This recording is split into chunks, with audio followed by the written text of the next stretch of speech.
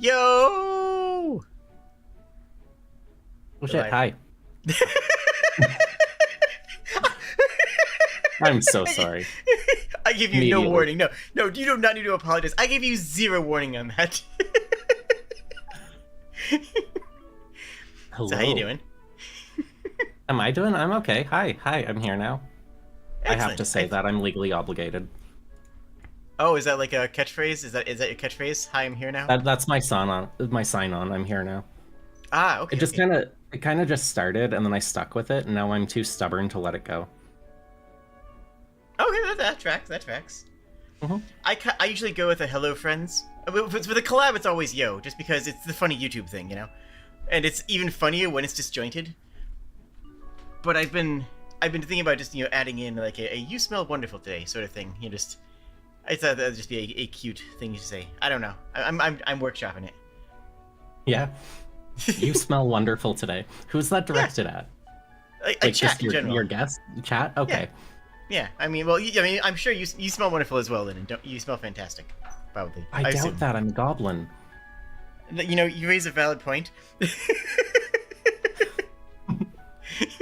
I Oh, wasn't gonna this is say a it. very cozy looking room here. Oh, thank you. Yeah, I like it. The room was made by the delightful Dragon Last Dream, who's done all of my background stuff.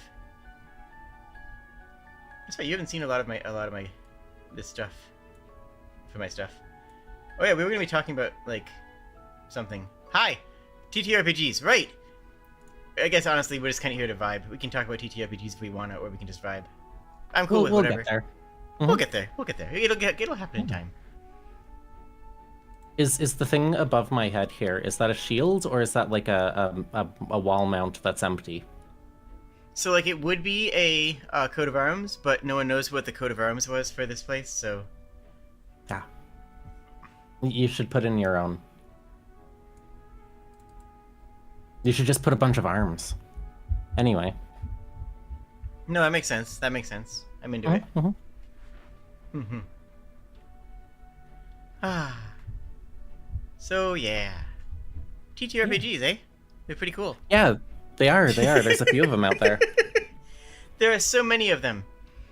We were discussing beforehand how basically everyone's journey with TTRPGs begins with D&D because that's just the people who onboard people into playing these games.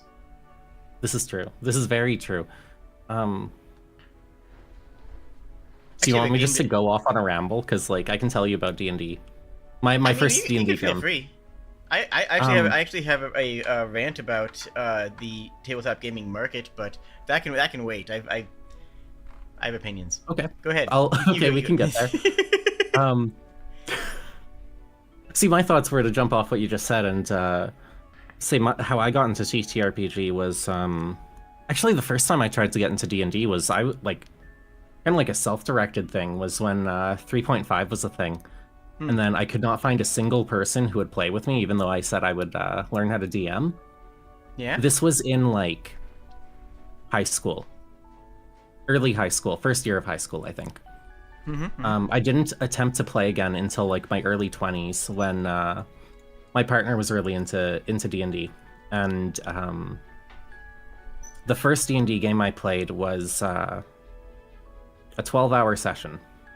Oh wow. That you Yep, just went straight to the deep end, huh?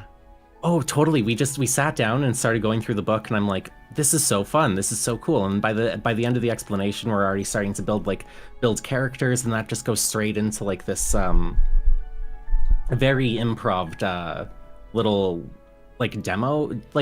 demo session kind of thing. And we just Yeah. kept going improv like the my partner at the time just like completely improvs a little starter session. Not even like anything complex, just your classic like you're in a dungeon.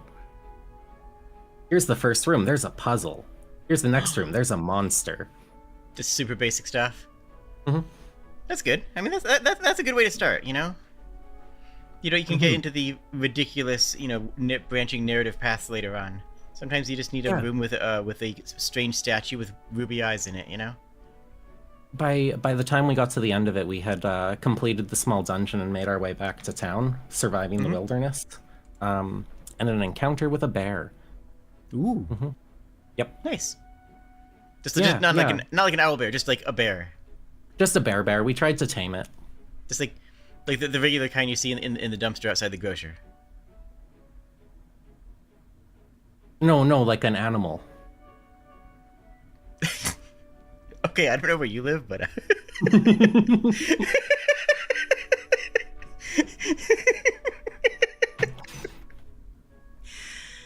Annie. That's not an uncommon thing where I am.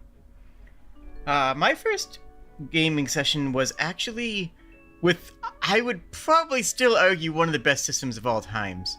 And that's the West End Star Wars game. The old one. This is like, mid 90s, because I am old. And and I don't know this one. It's a D6 system. Stat progression goes D6, D6 plus 1, D6 plus 2, D6 plus 3, 2d6, and then so on. That's just how stats progress. And it's really open-ended. Like, you can put a stat in just about anything that you can think of if you can come up with it, and then it's on you to convince the DM when it's relevant. Which that sounds a lot like the Star Trek Adventures. Yeah, probably very similar. And so yeah, like that was the starting one, because I was a huge Star Wars nerd before the prequels came out. Because that's a story for another day. But that system was really good. I liked the system, and it was very open-ended and very it was surprisingly, I would say by a modern standard, it wasn't very new player friendly, but it was very actor friendly. And that sort of painted my vision of D&D going forward. Because a lot of my play experience has been with actors. Going into college, I played with actors. Going into post-college, I played with, people who are in, the drama nerds, because I am one. Of course. And now I play with VTubers, and let's be honest, we are entertainers. We are actresses, right? Like, this is just, it's... I'm supposed to be entertaining people? Ideally. I mean, we can hope, Yeah,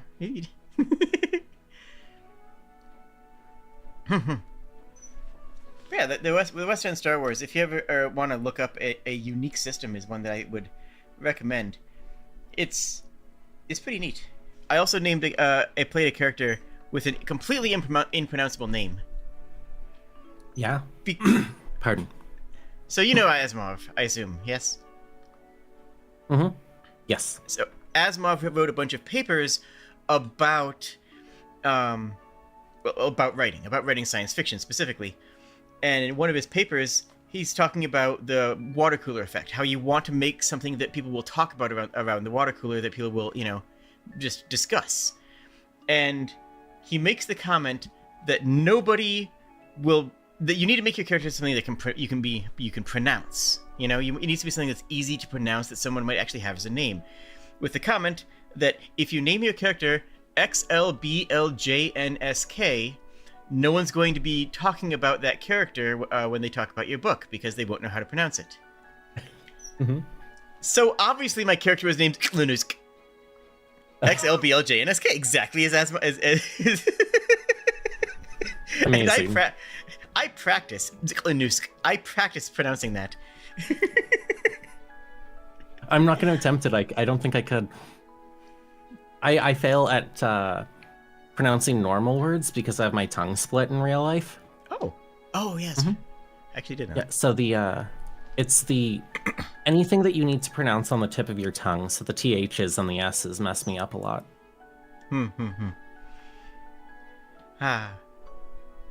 Yeah, for the other players, I just said, you can call me Noosk, because, But yeah, that was my first character. Interestingly, I've shied away mostly from science fiction. I generally have been playing more fantasy. You're more of a sci-fi enjoyer, though, at least than I am, right? You know what? I don't know. Possibly. I do enjoy sci-fi quite a bit. But I do like my fantasy. Lately, I've definitely been on more of a sci-fi kick, though. But that's I have projects in the works, TTRPG projects, I suppose. We're we're trying to put together. Not really trying to. We have the team together. It's me being flaky now that's pushing it off. But we've put together a game of Traveler, which is nice. an interesting looking system. And And I've heard good things about it. Yeah, I don't know what to say about it yet because I haven't had a chance to actually play it. The character generation process looks really fun though, because it's a big it's like a mini game within the main game where you collaboratively build your backstory and character with everyone at the table. Can you still die in character creation? That's a good question. I know you can get injured. Okay, because I know at you one can get point injured. in Traveler's history, at one point you could die in character creation, and that is you have to admit that is the funniest thing possible, right? Like That is very funny. Sorry, go on. I honestly I don't know what else to say about it yet. Oh, fair Right enough. now I've just been trying to parse the rules and stuff so far. I have yet to roll any dice for it. But I am very excited for that kind of like big collaborative feel for a game like that. Yeah. So I'll give a tip that I did. We were talking about backstories in Session Zeros with Traveler, which kind of bakes the Session Zero into the game, which I like. Just to clarify, I think it's a fantastic idea. Traveler codifies it, but you can do it with any system, obviously, right? A good fleshed out backstory is important to a character, and I have a pet peeve where if the way you define your character is race, class, I think that the character probably needs to be fleshed out more. Not always, not in everything, but that tends to be more of a framework than a personality. Like you can have a character whose entire personality is paladin, but you could also have a town guard that found a deity while on the battlefield. You could also have a character, a warlock that found out that their patron was actually a god and gave them a true blessing and redemption. You could find out, you could make a character more than just is a half-elf paladin, right? Of course, yeah. Yeah, I mean, your character in Liv's game that we're playing together. Your character is not just is goblin. Your character is a lost soul looking for who was cast out from the town looking for redemption. Like that is more important to who the character is than is goblin. Than just is. Like I don't even remember what class you are, and that's fine, frankly. I don't even speak Ranger. goblin. Yeah, I think I'm a ranger. Last time I checked. think so. Probably. I believe so. And Eddie's class is accountant, right? It really is, though. God, Eddie's great. I love Eddie as a character. Oh, thank you. Eddie is a really fun character to explore. But you're sorry. Go ahead. Go ahead. Getty says that confirms that you're a ranger. Getty, I think, is following the game closer than we are. See, this is what I worry about: is that our viewers know the details of the universe better than I do. So I'm gonna be the one that trips up and messes something up, and the viewers are gonna be like, "Oh, you have no clue what you're doing." As long as you trip it up in an entertaining way, whatever, right? Anyways, I mean, hopefully. so for my other game that I'm running, the New Worlds campaign, what I did in the first session was say, you guys have been together for the past 5 years. Ooh, Your yeah. party has been a cohesive party together for 5 years. Tell me how you met. Tell me how you got together. Cool. Tell me how this person entered the party. Cool. And just slowly incorporated and built this backstory with the players. And and then said, oh, and then once we were done with that process, and people had not only their character, not only their backstory, but a newly created intermeshed backstory, just done entirely with improv acting. And then I said, cool, tell me about this adventure that you went on. Tell me about the last adventure you went on before the inciting incident for this campaign. And it really made a big difference, because I could see when the game started, the players had this history. They had this, it wasn't, we met in a bar one day and, and we are now going on and trusting each other's lives to each other. It was an actual trust. And they played it as such, and it was just beautiful. See, I love that. Like, I agree with your perspective here. Like, that's something that I want, and that's kind of why I sought out Traveler as the game that I'm going with next. Like, right now I'm just doing a few sessions as a home game, and then hopefully turn it into like a streaming thing after that. We'll see how it goes. If it doesn't work, it doesn't work. But I wanted that like cohesiveness and that like the linked background. Camaraderie is a good way to put it. But what I really want from the game is like what I want from TTRPGs myself right now, more than just like roll dice, hack slash, have fun, is I want to like have a good story to experience. Yeah, totally. Whether that's as the DM or as the player. And it's so much funner when you have like those backgrounds where people are connected and they know how to interact with each other from the get-go. Like with Traveler, a big feel for the campaign I want to do is I want to get a vibe that's somewhere between Star Trek and Alien. If that makes a lot of sense. Like I want that it like does. This is a crew on a starship that knows each other. They've been in space for however long, stuck with these other people as their only friends and family. There's gonna be tension, there's gonna be friendship, there's gonna be like all kinds of stuff. And it's hard to do that. It makes sense to me if I think about it in a first season Star Trek, like a Shatner era Star Trek, is with that feels like it would get more of that alien sort of tension. Sorry. See, my brain goes to Discovery, but that's because they made that series much more actiony. Gotcha. No, I like that kind of vibe.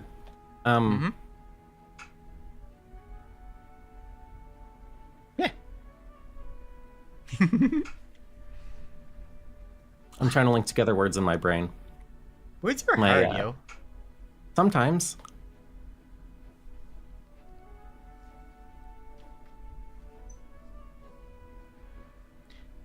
The other system I want to try is Lancer, because I've heard a lot of good things about it. I haven't tried it. Lancer. I don't know. You were mentioning it to me before. It's a mech. It is a mech anime inspired game that is supposed to be very well balanced and very well designed about like in terms of combat being an engaging sort of the gameplay, as opposed to something that it breaks up the gameplay. Because let's be honest, combat tends to be like you tend to have a story, then you have combat, and then you go back to your story afterwards, right? Usually, combat does not link into your narrative terribly effectively. But my eye and it looks like I dabbed. Whatever. Anyways. And from what I've heard, that Lancer does a better job of integrating those two things, which I think is pretty cool. I have not played it. I want to play it. And also Big Robo. Yeah. That is something, though, that I've read. After you mentioned it to me, I did look it up a little bit, and the integration of combat and like the rest of the game sounded like kind of the selling point in it. Yeah. Among big robots. Because that's important, because how much time do you spend for a combat session? How long does a combat sequence take, right? 45 minutes? 2 hours? Oh, depends on the system, but yeah. Yeah. Like somewhere in that ballpark. It's not an inconsequential component of your character's, I have had characters go into town for supplies and take less time than what was ostensibly a 5-minute bar fight. Oh, for sure. God. But then sorry, just an aside. The times when you go into town and it takes you 3 sessions just to buy a sword. Oh yeah. Yeah. It's so good. My characters I doing that with in the new world campaign right now. It's been it's going into the 3rd session on Friday with them just being in town and like decompressing and understanding all the intrigue that's there, and it's just like, this is, you are effectively 3 encounters deep in a treacherous dungeon, except that the dungeon is these, the world. Instead of, like enemies with swords, it's enemies with pens. And that's sometimes as dangerous, right? Sorry. Yeah.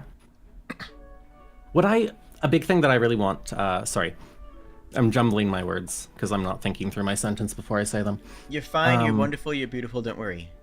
I seem to have rebooted you. No, a big thing that I want from like TTRPG and like in my own content when I start doing more TTRPG stuff on my own channel is more of a roleplay focus and more of those character interactions and a focus on the people that the characters are rather than just how hard they hit something. Yeah, totally. I would love to have sessions that aren't even just like go into town and interact with the townsfolk and talk to everybody. I want sessions where it's like, I'm going to put my players in the bar and I'm just going to let them talk. Mm-hmm. And it's on them for a bit. They're going to do the world. Oh, yeah. I mean, cooperative world building is important. And that relies on having good players, right? That relies on the players being on board for that, as opposed to players who are just sitting there, like, just who are... As opposed to a player who's just, sitting on a D4 waiting for you to feed them the story, right? Like, you need to... if your player's engaged, they're going to take what you feed them and make an interesting narrative out of it. And that's something that I think people underestimate when they talk about how good Matt Mercer is fantastic. I've met him, he's wonderful, and I've seen some of his work. Fantastic DM, no shade there. But the reason he's a fantastic GM in no small part is because his players are drawing out what he's saying and building it up themselves, and also reacting and engaging with it, as opposed to being passive in the world, as opposed to being passive, participants in the story. They're driving it. Do you know what actually helped me as a player a lot for that, though? What's that? Was finding a DM that let me sit down and help them do some of the world building. So then I felt like I was allowed to, like, put in those little injections of, like, my own view of how it is. That is cool. I feel like some players don't realize that there's, like, that as an option, like, you can kind of push the limits of like what reality is in a game because it's not set upon until you actually say it out loud. Right. And if you have the option to decide what those realities mean. You can really, like, in the moment when it's just players talking to each other, you can just make up the past. You can say anything. You can create things on the fly. And I feel like a lot of people miss that. I feel like a lot of people miss that that they can do that they can create things without having necessarily checked if it's okay before. Like, check with your DM. I'm like, if it's okay to add to the world and what type of stuff is okay to add to the world. But your DM's never going to say your memory is wrong, right? Yeah. That's very true. Some DMs will let you straight up like create a whole new species in the middle of a conversation, and some DMs will be very strict about like what you're allowed to add in. But I've never met a DM that will not let you make up your own past. Right. I have. Weird. Okay.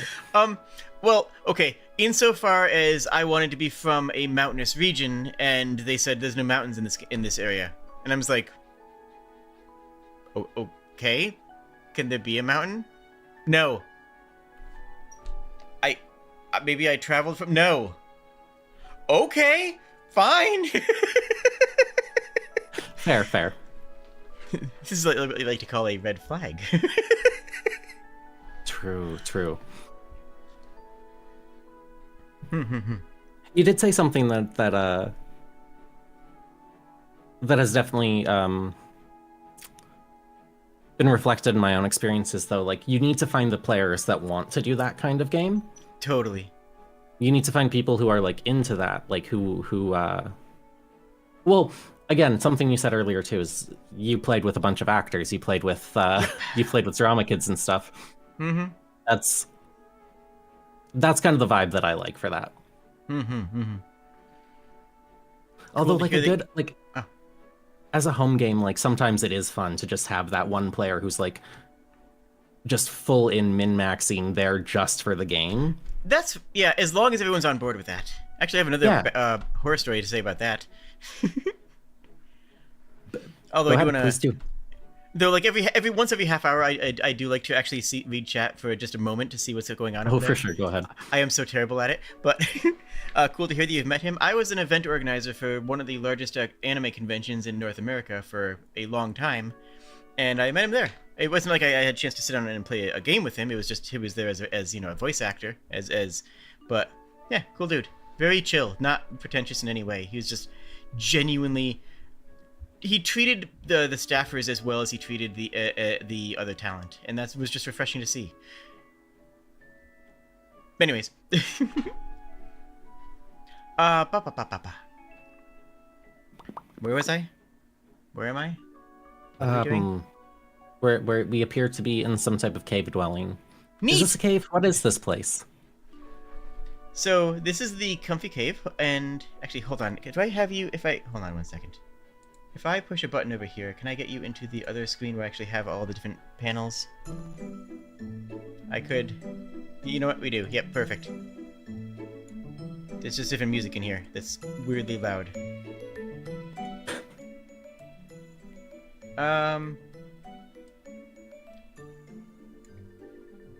So here is some of the outside.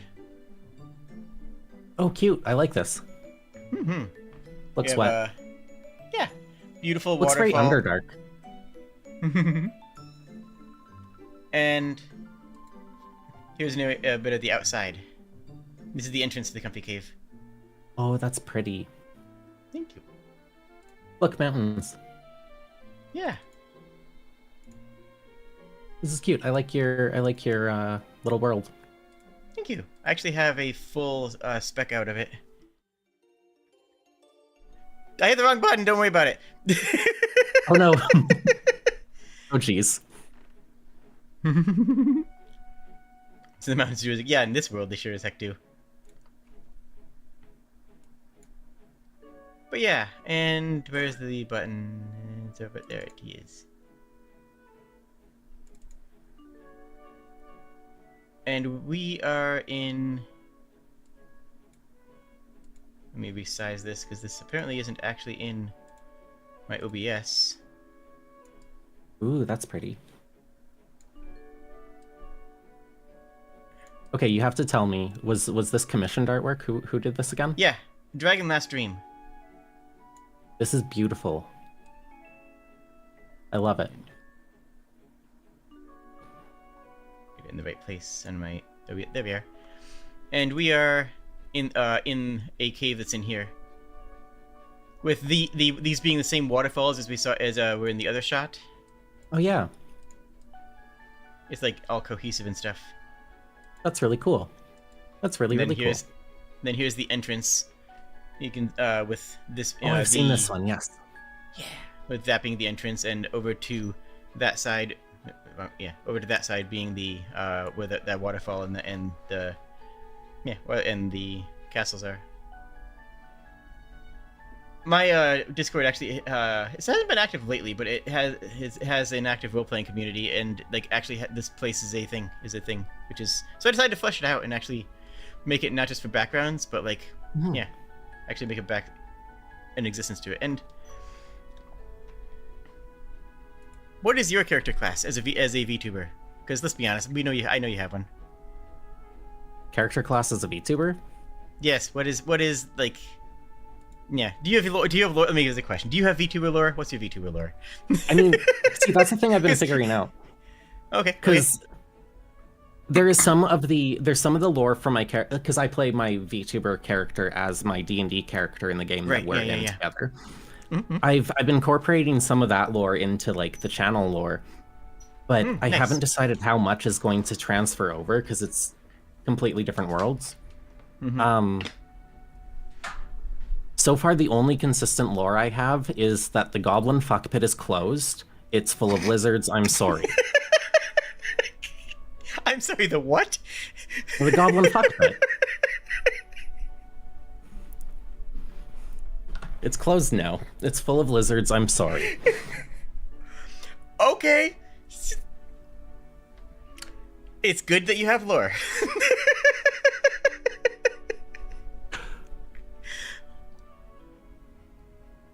Lizards, Hi. yes, lizards. Like iguanas. Like kobolds. No, I hear it. I get it. Not racist. I get it.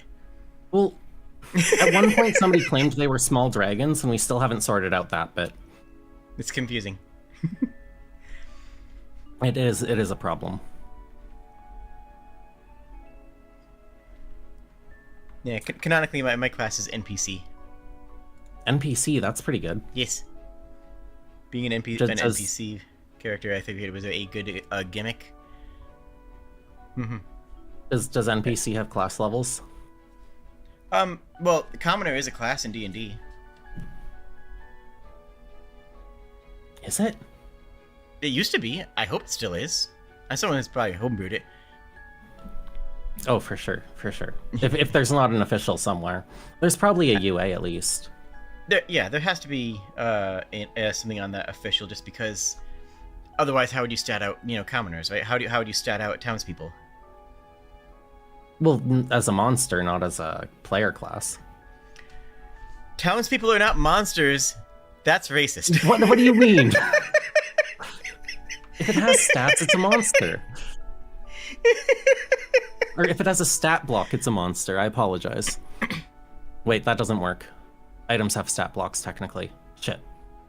Well, some of them. Well, some items are monsters, though, to be fair. That is also true. You never know when something's a mimic. True. Have you been watching Dungeon Meshi? I have no clue what that is. Oh my goodness, it's my favorite manga, and it just got an anime adaptation, and it's on Netflix. The framing is that a group of adventurers is going through a dungeon, and they without going back for food and eating the monsters in the dungeon for sustenance. Oh, okay, I've heard of this. It's a fantasy cooking anime. Yeah, I love a cooking anime. It's so good. I love a cooking anime to the point where my favorite anime is the dumb bread one. Oh, yeah. Yeah. I know the one you're talking about. I don't remember its name off the top of my head, but I know exactly the one you're talking about. Yes. But anyway, Dungeon Meshi's take on mimics is actually very cool. They're hermit crabs. Oh, cute. I like that. They're a derivation of hermit crab that go into lost pieces of equipment, helmets, and chests, and just live in them. And when adventurers try to open it up, they function as ambush predators. And it's like, that's well thought out. It's not just the treasure chest that has fangs. It's actually a well thought out part of the ecosystem and ecology. It's like that rules. You'll have to excuse me for just one moment as I duck under my desk for something. As you go completely deadpan. I don't have that effect I on will. people. Just one moment, sorry. No, it's fine. my tracking died is the issue. No, it's all good. It is genuinely all good. I'm just going to sass a little bit.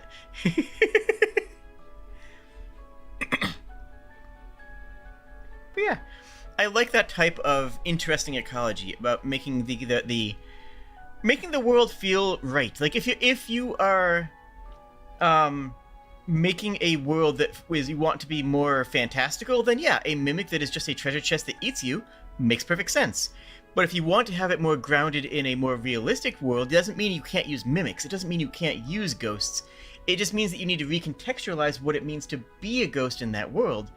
And in this case, to be a mimic, it means that it's a crab. It's a carnivorous ambush predator crab as opposed to an enchantment or a mysticism, as opposed to doing a mysticism.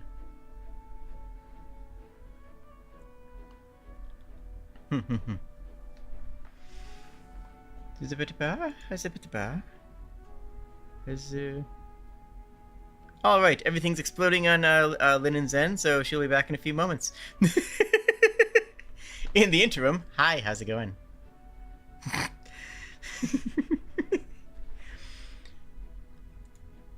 I do want to bring up a couple of other cool RPG systems, but hi, it's going good. The coin bugs existing in the same world as a integrated part of the lore, and the anime didn't go as deeply into the orcs as the manga did, actually showing the culture and the lifestyle of the orcs not as a beast race, but as a community that lives off of raiding. Admittedly, now I'm not saying they're the good guys, but as an actual vibrant community that makes things interesting for the people who are reading it.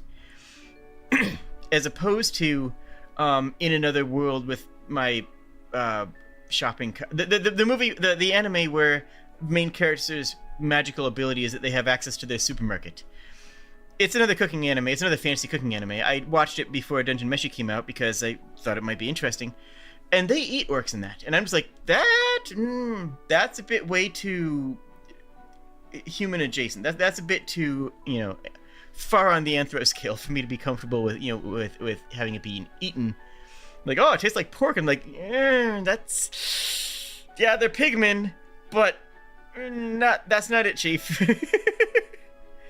Are the orcs also pig-like in that? Yeah, and they made him a bit more bestial, but like not in a way that made me as a viewer, and your mileage may vary, but not in a way that made me as a viewer feel comfortable eating them as a beast race, right? That still kind of made me a little bit on the cannibal side. It's like, yikes. It's a yikes for me. It might not be a yikes for you, but it's a yikes for me. That's what I'm saying. Still a good show.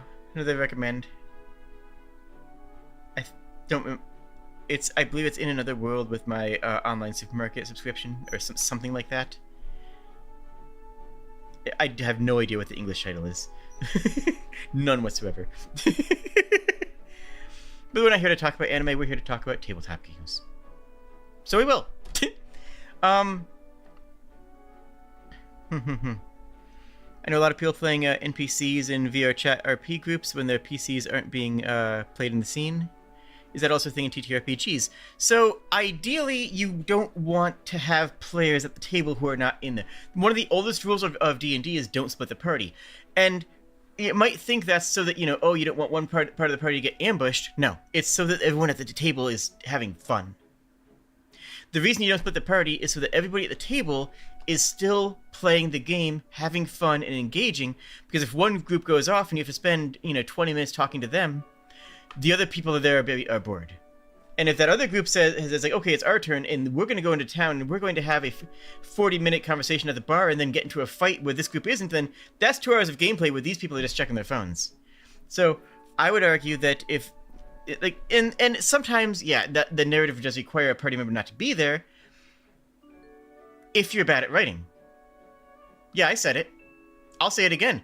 If you are good at writing narrative plots, you can account for all the players being there and not write a story where the players are in different locations.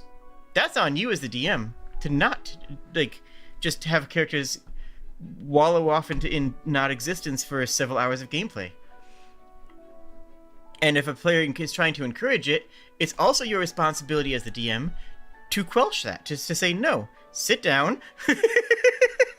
You need to this is not necessarily a good course of action, or minimize it. Say, okay, you can go over there.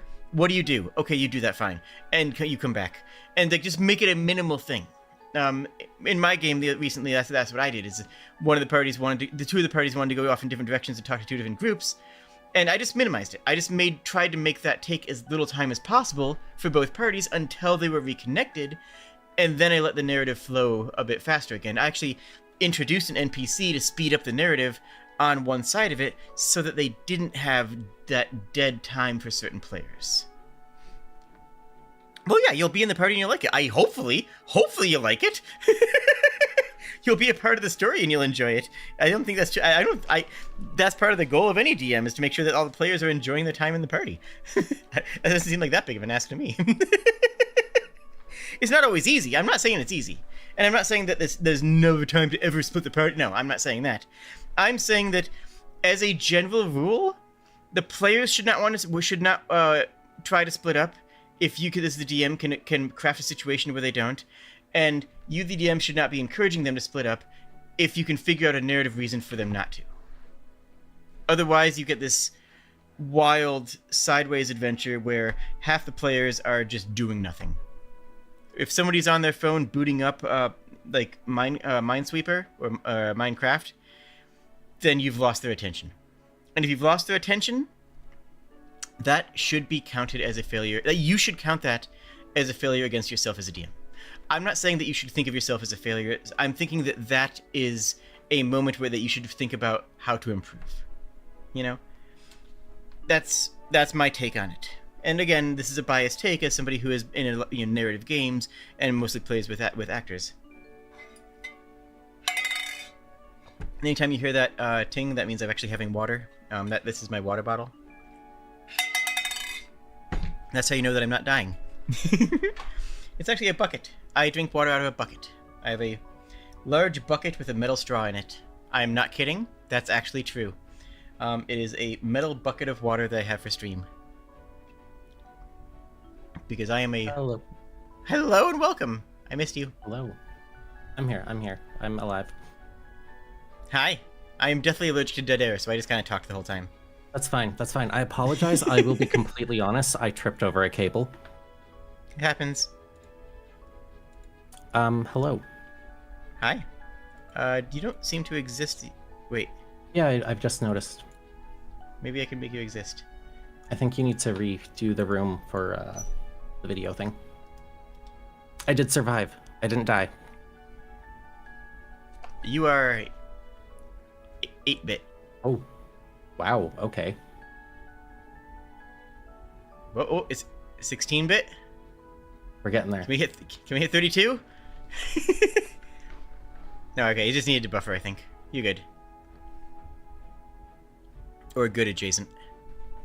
Hello, what did I miss? Talking about how we shouldn't split the party. That's fair. Yeah. Yeah, just narratively, both as the DM, that it's important to, as the players, you shouldn't split the party, because then you have people sitting at the table who are doing nothing. Like, that's the biggest reason not to split the party, is that you are making the game less fun for multiple people in the party. I mean, And, yeah. I feel like there's ways that you can handle it properly and not necessarily ruin it. There are, but they're few and far between, and that I believe that the situation should generally be avoided. That's fair. I mean, yeah, no, I agree with that for the most part. It can be really fun if everyone knows what they're doing, to have that like have one person go off scouting and have some event happen that they have to come back to, things like that. Mm-hmm. If it's a quick little momentary thing, yes. Yes. No, if it's going to be like a long stretch or put somebody in like an obscene amount of danger, it can be problematic, cumbersome. Annoying. I Yeah. mean, if Annoying, the other people annoying is a good word. If the other people at the table are pulling out cell phones, then you have lost the interest of the group. That's true. That's the short version of my take. I was trying to went on a whole thing about it, but yeah, that's the short version of it. Yee. So, Yes. what game system do you want to play that you haven't had the opportunity to?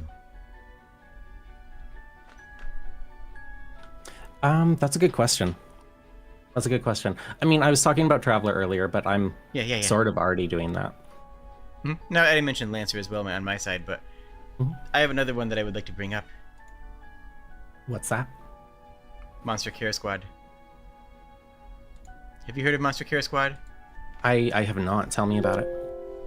So Monster Care Squad came out last year, I believe, and it is a really well-written game with a really well-written world, with the general premise of there are giant monsters, like we're talking like Shadow of the Colossus or Monster Hunter, somewhere between those two monsters, like titans, enormous creatures that are sick or injured or harmed in some way. Normally they are good, and they may be responsible for bringing rain to the area. They may purify the water in the harbor. They do something, they're ecological benefits sort of thing. And the players play a team of doctors. And their role is to go out and try to find the monster, find out what's wrong with them, diagnose them, and heal them. And not necessarily they're all medical doctors. Some might be focused on combat and restraining an enraged monster so that you can actually work on it. Some might be focused on conversation and talking to the local community so they can get a better understanding of the monster and its role in that place. Some might be different focuses, but the general idea is that you are going to these places in a non-colonist way. It does a really good job inside of the game of pushing away the white savior style of narrative, of saying that no, magic works differently in different places in the world. You have a handle on what works, but you will need to talk to the locals and understand how things work in this area and what the monster needs in this region before you can go and heal it and work on it. It's like, that's a really cool idea. That is really neat. I like that. And like, it's dynamic enough that I can think of like a dozen different stories to tell with it, but also distinct enough that it can exist in its own world. That it's not a generic idea, but it's also what I use for the thumbnail for the stream. Is the cover up for Monster Care Squad. Oh, okay, cool. Mm-hmm. Like just the general idea of like there is a monster in the ocean that is purifying the water of water, which is now where everyone gets their drinking water, and all of a sudden the water turns to salty again. Well, people are going to need drinking water. so go out on a ship, try to find this giant whale behemoth, and figure out how to figure out what's wrong with it. So I don't know if you know this about me, but I am a huge Toho kaiju nerd. Ooh, I love the whole Godzilla franchise. I love just stupid giant monsters. That sounds like such a fun game to me, because I would have I'd have so much fun just playing Monarch, which I know is MonsterVerse, not Toho, but whatever. Mm-hmm. But that'd be like, I feel like that'd be a fun use of that system if you could just slot in that franchise to it. At least that would catch my interest. Mm-hmm.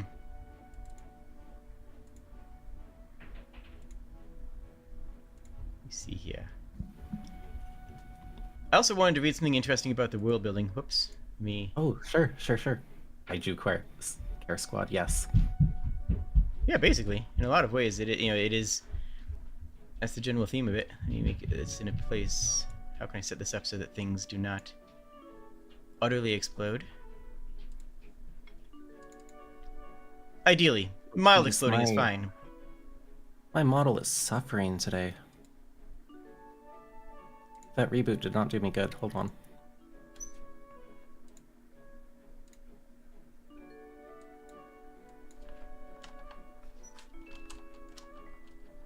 See if that fixes it.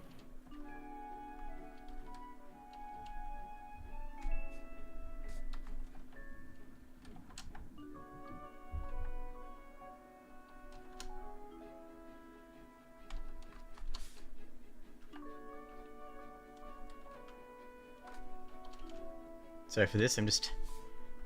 Oh, sure.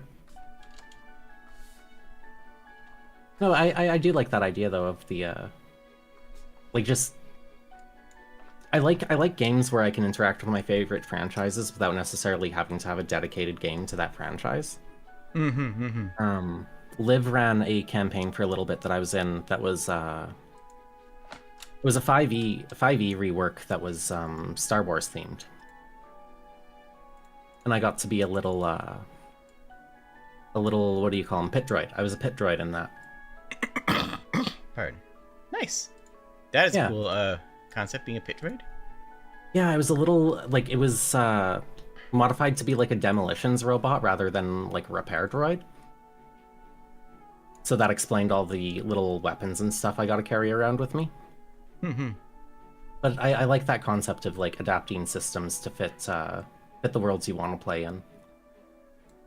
And then Monster Care Squad does sound like I could adapt that into something cool for a kind of Godzilla universe thing. Tell me about I want to talk real quick about the setting, because the setting really brought to my mind something that I've tried to implement in other games, and that I have actually tried to implement in other games in the past. And that's specifically the way that it handles, well, capitalism. Since the abolition of currency and the restructuring of society, like, they actually have explain how a post-capitalist world works. They actually show, like, currency's been abolished. There's a bunch of trade federations that can make sure that people have what they need, and it means that you can have treasure. Treasure is still an important function, but treasure isn't gold, right? Treasure means actually getting something of value, rather than getting something that that is just a money. And I really like that. I think that's a really interesting way of structuring it. So I've tried to take some of that into my own game. So the game, in the New World campaign I'm running right now, it takes place on a homesteading effort. It takes place on a new continent with a homestead and native peoples. The native peoples don't have minted gold coins. In fact, every group of native peoples they meet has a completely different economic system. Not all good, mind you, but all of them are different. One group is a group of kobolds, which is community based. Another group is some goblins, which are, I apologize, in this setting, slavers. Another group are kenku, which are necroiarchal, which is they're all necromancers and they raise their own workforce. So, and then there's the Gripply, that's cute. Yeah. And then there's the Gripply. The Gripply are fantastic. The Gripply are great. And they function on a very exploitable type of work system where you just help people if they need it. All of them are kind, and all of them are supportive, and all of them are, willing to help each other out. And it's very easy to take advantage of them, even by accident. Like, just having 3 different meals and realizing, oh, wait, they all just gave us food. And having the look on a player's face when they say, wait a minute, we haven't received any gold this entire campaign. 6 months into it, they realized that. They've made the connection of, wait a minute, currency is not a function of this world. And I love that moment, that sort of aha moment, where they've realized and recognized that treasure didn't have to be just coins. It didn't have to be gold, right? And I think that's something that it's important to remember, like, treasure doesn't have to be just monetary. I like that. That's definitely a good take on it. Where is... Also, this is fantastic. This artwork right here is actually wonderful. Fantasy versions of the main characters of Disco Elysium. Cute. Yee. There's also a fantastic... I'll find it later. There's also a fantastic variation of a wheelchair.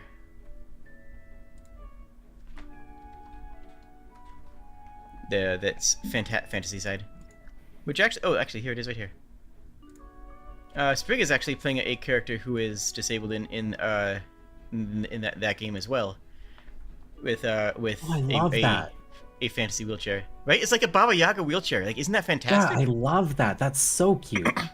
Mm-hmm. Oh, and these are the backgrounds, and it's not. These are the things. These are the examples of, like, forest bone setting, weight training, grappling, massage specialists, like surgery, like apothecary. Like, these are ideas for how you can help, rather than classes, rather than strict classes. Mm-hmm, mm-hmm. And I like that. I think that's nice. Yeah. That is really neat. So I have not had the opportunity to run this game yet. That and also Thirsty Sword Lesbians, which I would really like to play. I That just haven't name had keeps the. popping up around me. I actually know there's a copy of the rule book in my apartment somewhere. I bought it on digital. I think ours is a printed out PDF, to be honest. Like it paid for, of course, but yeah, I know we have a copy of this somewhere. But I've yet to look through it myself, so I don't actually know the concept. I just know people keep telling me they want to play it, and that I have to eventually look at it. The biggest complaint I have about Pathfinder, and I could start an entire start an entire academic paper with that first line, but the problem I currently have with Pathfinder is it doesn't have enough social functions. And this is actually related to what I'm saying. I'm not like jumping, topics here. Because that's one of the is everything social is like half of being a social character is based off perception. It's like cool. Any other stats? No, just perception and persuasion. That's all we're working. Okay, fine. 2E right now, and it's saddening. it's really just disappointing because like I just don't have enough to work with. I don't have enough tools in Pathfinder to create a social story, and that is something that I've heard that Thirsty Sword Lesbians does well, of giving you a lot of social tools, including social tools in combat. Like, yeah. Yeah. No, that again. Sorry, this reminds me of Star Trek, the Star Trek campaign I'm in. Oh, yeah. Yeah. There's the way that it's set up is you don't really have a class exactly. You have a set of values and experiences essentially. Okay. So your skills are all based on, well, what you're able to do is basically based on what you can argue with the DM that you're able to. It's a good way of handling it. And then you kind of apply your values and stuff to those to get bonuses. You do have like base stats based on, I can't remember. I cannot remember how to roll a character in that. You do have some base stats, but like the actual abilities and things you can do are just largely based on arguing with your DM that you're able to do those things with your experiences as a Starfleet or whatever character, whatever background. I love that. My most common response when a player says, "What do I roll?" is convince me on what you want to roll. And if it's a stretch, the better they convince me, the easier the DC is going to be. Genuinely, like if it's a stretch, it's going to be a harder roll, but yeah, I'll allow it. If they can convince me, though, it'll be an easier check. But that lends itself a lot better to the value system to do bonuses and stuff to rolls. I feel that lends itself a lot better to the roleplay aspect because you're not referencing like a set of skills that are just like physical things you can do. You're referencing your values as a person every time you look at your character sheet. So even people who aren't as used to inhabiting their character as they play and do roleplay, they have kind of a cheat sheet of how to do that. So it's just been a very fun game because like people I've played with before who have been very game focused rather than roleplay focused have like kind of cracked that shell a bit. That's good. And come out with some of the best like interactions so far. Also, I get to be a dolphin, so that's pretty great. That is also great. Yeah, no, I like that. That is very cool. Yeah. I think the last thing we were doing is actually a series of negotiations with the Ferengi. So we have not been in combat in a while. It's all been just conversation. I mean, social stuff can be like a combat. Dealing with a Ferengi, definitely. Oh yeah. Are you familiar with skill challenges? Like the Obsidian skill challenge? It doesn't ring a bell currently. Alright, so this can be for any system. Any system that has dice, you can do this in, okay? Okay. You take out a certain number of whatever it is of objects that are the number of successes that you need, and a certain number of objects that are the number of times that you can fail. Okay. Mm-hmm. And then you go around in a circle. It doesn't have to be initiative order, but you can if the system wants you to do that. And you just ask each player, what do you do? What are you going to do to try to resolve this? Like, for example, one that I used recently was there was a town that's on fire. You know? So, person A, what do you do? And then they will describe what they're going to do to try to resolve the situation. But by having an objective that isn't specifically, I want to pick this lock, but rather more broad, like I want to get in this house, the player can think of their own path and their own way to go about it with more choice, with more initiative, while all still, everyone in the party is still working towards a common goal. One player might start a bucket brigade, another player might use magic. Someone else might run into a burning building to try to get a kitten out or whatever. But that sounds surprising. The scenario you're describing sounds surprisingly like the first town I was in my first D&D game. That was like the first like in-town event. Was a building went up and we had to figure out how to deal with it, and that's very much a similar way to how my DM laid out the situation. Nice.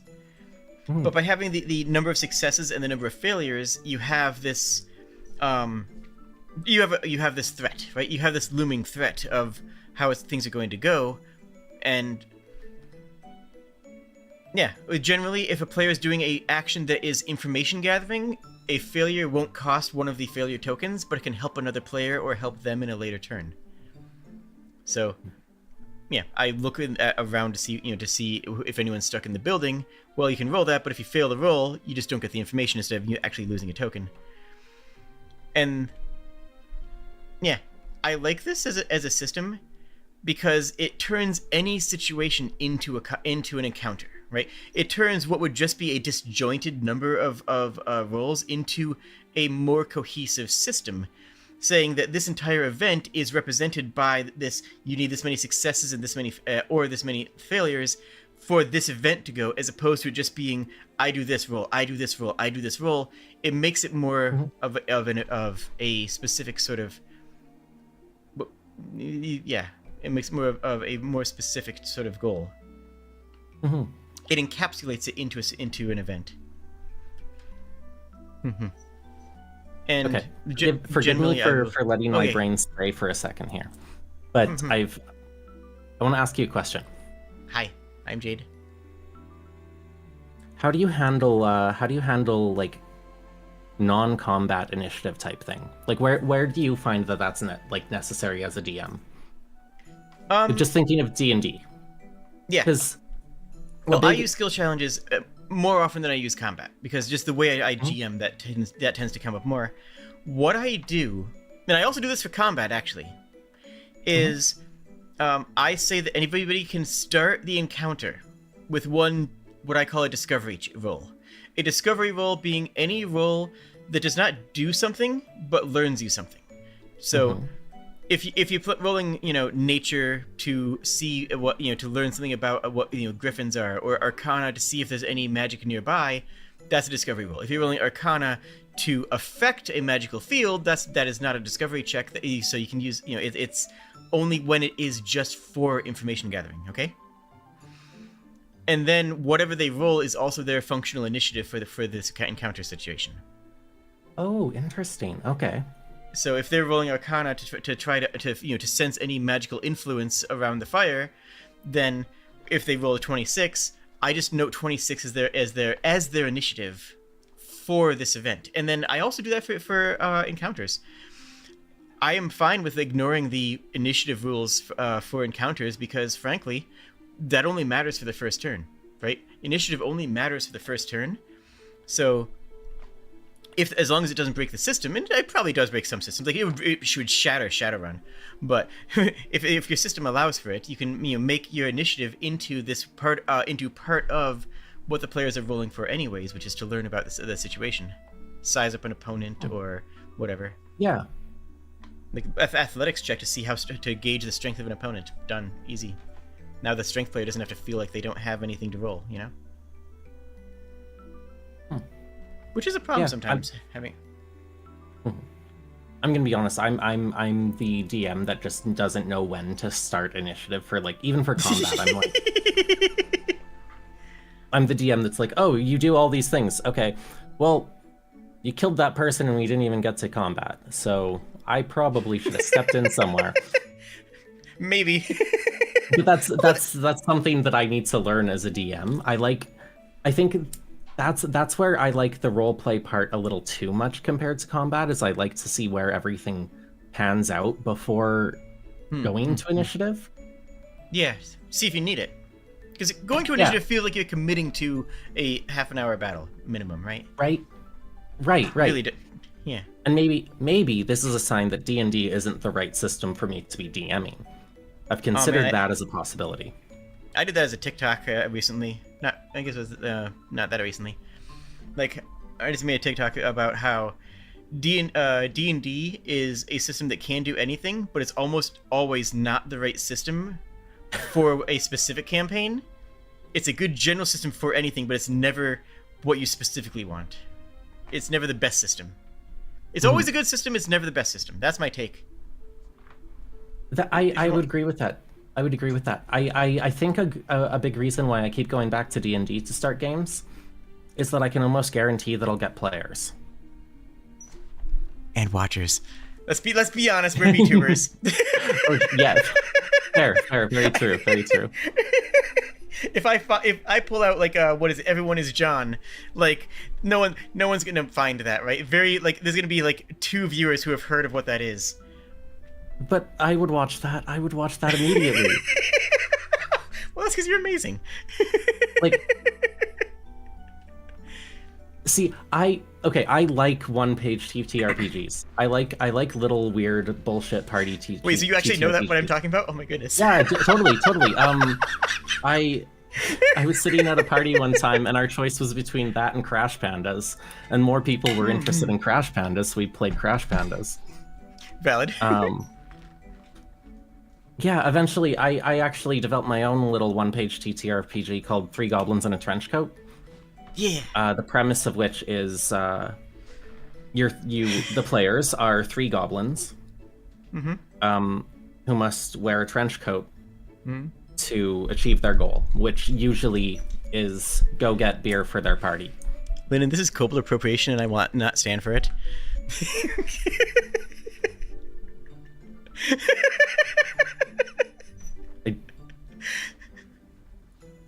I disagree. Fair. I'm gonna look back at my notes and see if this came out before that drawing from Icewind Dale. I don't actually know. It does not actually matter, but I'm still gonna make a joke about it. Oh, of course. No, I really like that dumb system that I made too. It's primarily based around your stat bonuses only work when you're stacked up. And the only action you can take when you're not in the stack is to hide. That makes sense.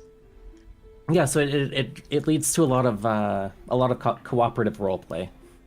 Kobolds Ate My Baby is another classic one. Which one, sorry? Kobolds Ate My Baby?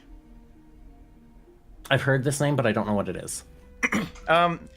You play as kobolds, and you try to, well, you know, I think the title says everything better than I could say it otherwise. It's just... I see. You play as kobolds and you cause mayhem, and it's just another one-page TTRPG system that's built on absurdity. Interesting. Have you seen Crash Pandas? Have you heard of that one? I've heard of it, but I've never done more than that. You play raccoons who have stolen a car. That sounds amazing. That sounds incredible. The bit is that one raccoon cannot drive a car alone. Well, yeah, obviously. Yep. So you need somebody on the wheel, somebody on the brakes, somebody on the gas. It's a very it's very fun. When to do turns and stuff, you have everybody rolls, and it kind of averages those rolls to figure out how far you move, like in which direction. There's a puppy next to me. This is important information. Please go on. What kind of puppy? This is Tara, and she is a dog. Aren't raccoons just furry goblins? I believe they are. This is Yeah, true. that tracks. No, that makes sense. Mhm. Yeah. Also, possums are just a different type of furry goblin.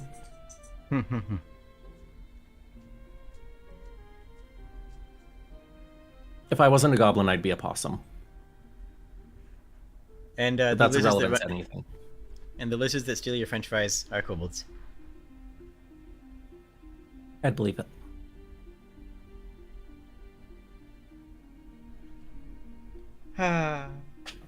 What are some other cool or wild systems?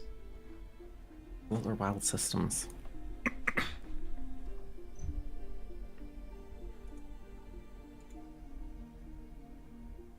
I really need to branch out more, because I haven't played enough different systems. I have mostly 5e under my belt, including the Star Wars variant. I have a horror story about that I don't need to...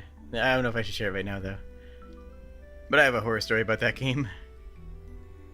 Yeah, I'm very interested, but if you don't want to share it right now, that's fine. I'll share that off stream with you. Sounds good. Yeah. Yeah. I have What played else? Ironclaw, which is the furry RPG, and it's a good system, but it does something that that I've seen a lot of systems do that I don't really enjoy, and that is that it is extremely lethal. Oh, Like, a character can be killed in like 2 to 3 hits, and then they are dead lethal. And some people enjoy that. I'm not one of them. I just remembered a system that was fun, Dungeon World. Oh yeah, Dungeon World's phenomenal. Yeah, I found that really good for like a small... I was a player in this one, but it was a small like one-shot. I don't know if I'd use it for like a full campaign, but it's great for small little one-off things. I think it would be good for a campaign, assuming all the players were on board for that type of game. Which I think is true in general. It's always true. You always have to have players who are on board for the type of game that you're playing. And This is true. Dungeon World is a good example of one. You could run a full campaign in it if it's the kind of campaign that those players are going to want to play. I mean, you couldn't run a full campaign of Crash Pandas, most likely. That would be that would be very difficult, I think. It might be fun to try, but I don't really see how far it could go. I don't think it would be fun enough to do, to be honest. Like, the mechanics There's not are enough very depth. limited. Yeah, there's not enough of it. The stats are great though. They have chutzpah as a stat, and rotundness.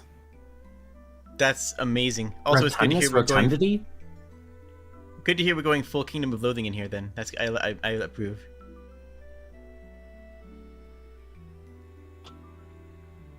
I was gonna make a comment about something else. Chutzpah, Moxie, Punchitude. That's great. I mean, obviously, the best system is D&D 4th edition. I don't know that you know what? I can't say that I wouldn't agree with you because I've never done 4E. I would like to know why you're saying this.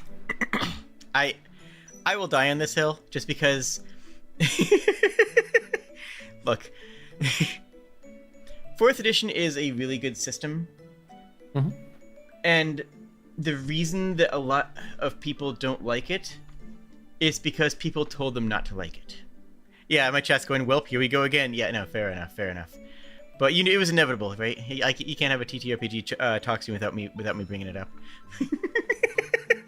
Sorry, I'm sorry. I'm not sorry at all. 4th edition has the best combat of any version of D&D, and it's not even close.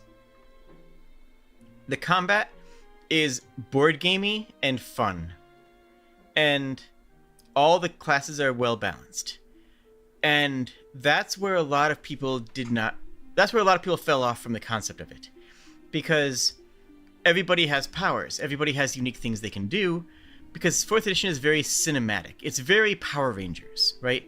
Like you have the fighter can slide over a table, punch someone in the mouth, like that can be a thing that you can do and stop them from casting spells for a turn. The rogue can swing off a chandelier and land behind somebody without taking any opportunity attacks because that's one of their abilities. And people are like, well, fighters shouldn't be allowed to have fun, which is what I hear anytime someone says that fighters shouldn't have unique powers like this, because all I hear is them saying fighters shouldn't have fun. But that's what kind of how it plans out. Like, you're like, well, a fighter shouldn't have restrictions on how many times they can do. Like, yes, they should, because it's a better game that way, game design.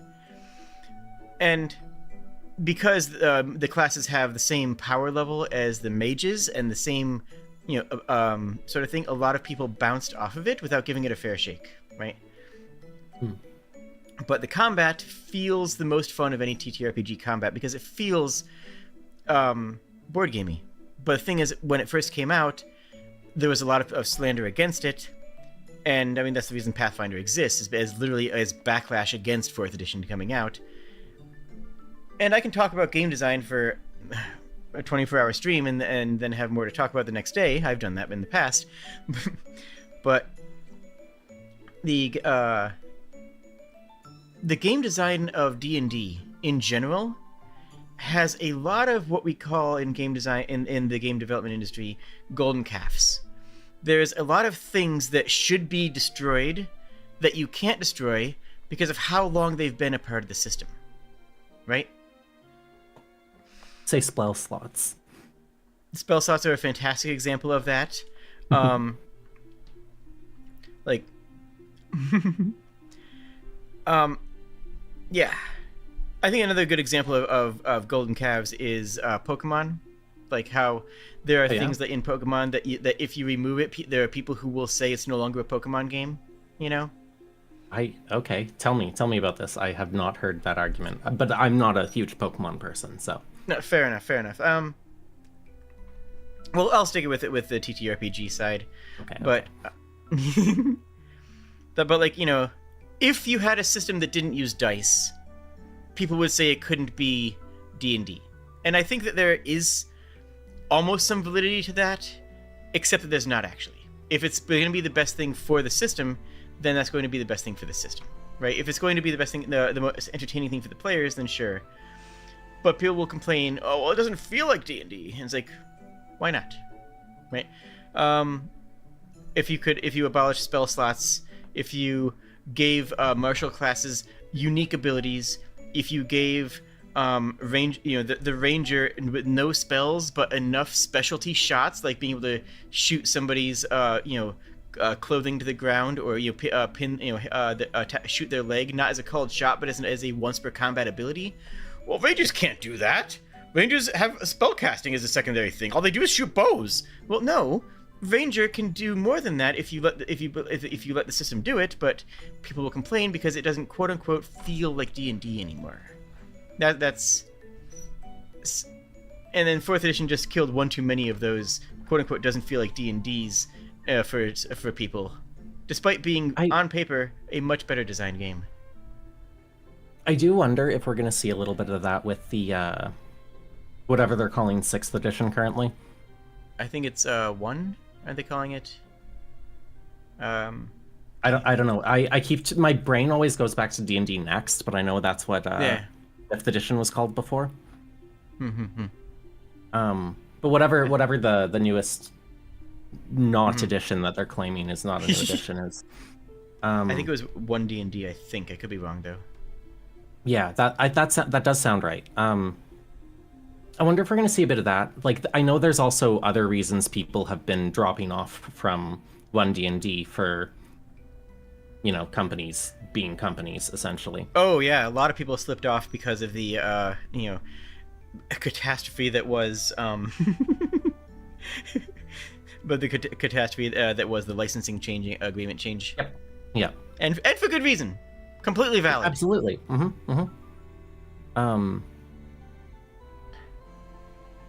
But I do wonder if we're going to see, like, I've seen a lot of people complain about various new rules. I haven't read enough of the new rules because I haven't cared about it, so I can't make Fair. I can't make individual calls of if something was a good or bad change. But I have seen a lot of people complaining about pretty much any change they've made so far. So Yep, I don't know if is... we're just going to see a process where the next edition fails horribly, and then they start rebuilding, or they like move the property under a different name and start rebuilding under somebody with like a name that people trust again. I don't know, but Yeah. I And don't know if the next edition will do well. But I feel like once they rebuild on top of that, people will come back. I think there's Maybe a good not chance come of back, it. but like we'll like the next iteration more. I mean, that's what happened with 5th edition. I mean, 5th edition, they undid some of the good game design that was in 4th edition so that they could reclaim the people who were either still playing 3.5 or the people who jumped ship to Pathfinder because 4th edition wasn't quote-unquote D&D enough for them. And the funny thing is, Pathfinder 2nd edition actually took a lot of things from 4th edition, despite Pathfinder 1st edition being coming into existence because of backlash against it. I find that very funny.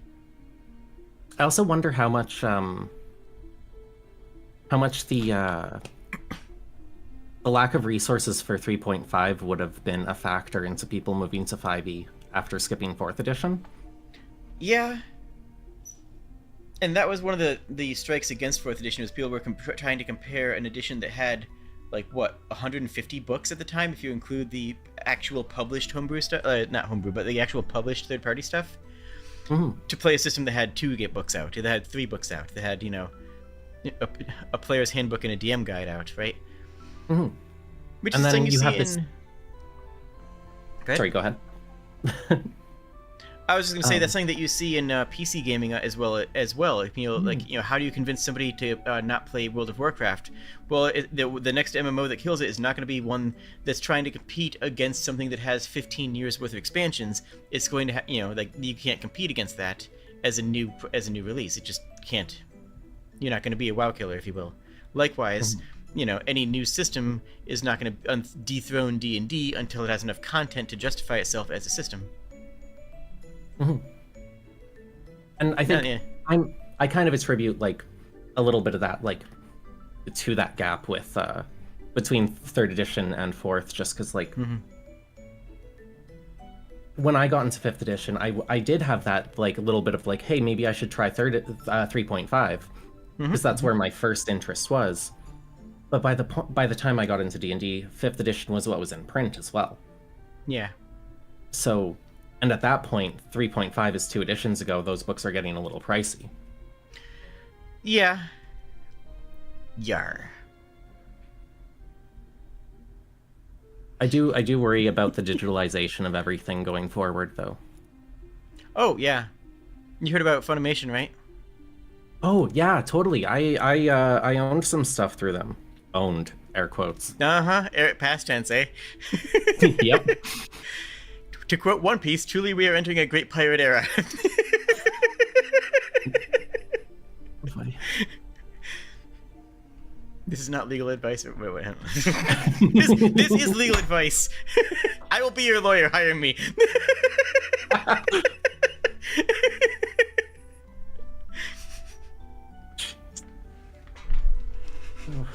In my head, it's just Eddie saying that. No, that tracks though. Absolutely. I love it.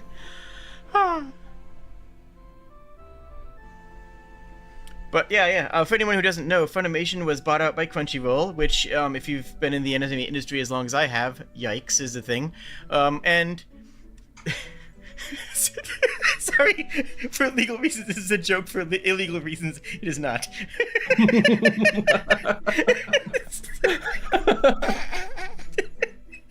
That one got me. Oh, I love that. For people who didn't know, Funimation got bought out by Crunchyroll. Anybody who owned digital products on Funimation lost them. They were, in theory, going to be moved over to Crunchyroll, but they were not yet. And at time of recording, they are simply dead. Your purchases are gone. Just gone. And I Crunchyroll, which is claiming it's going to fold in all the Funimation stuff, still has not, but is also already threatening a price change of more than double its current per month price because of the quote-unquote new content they'll be adding. But they haven't added said content yet. Nope. No, that sucks. Yeah. I'm gonna miss sucks. anime. Yar.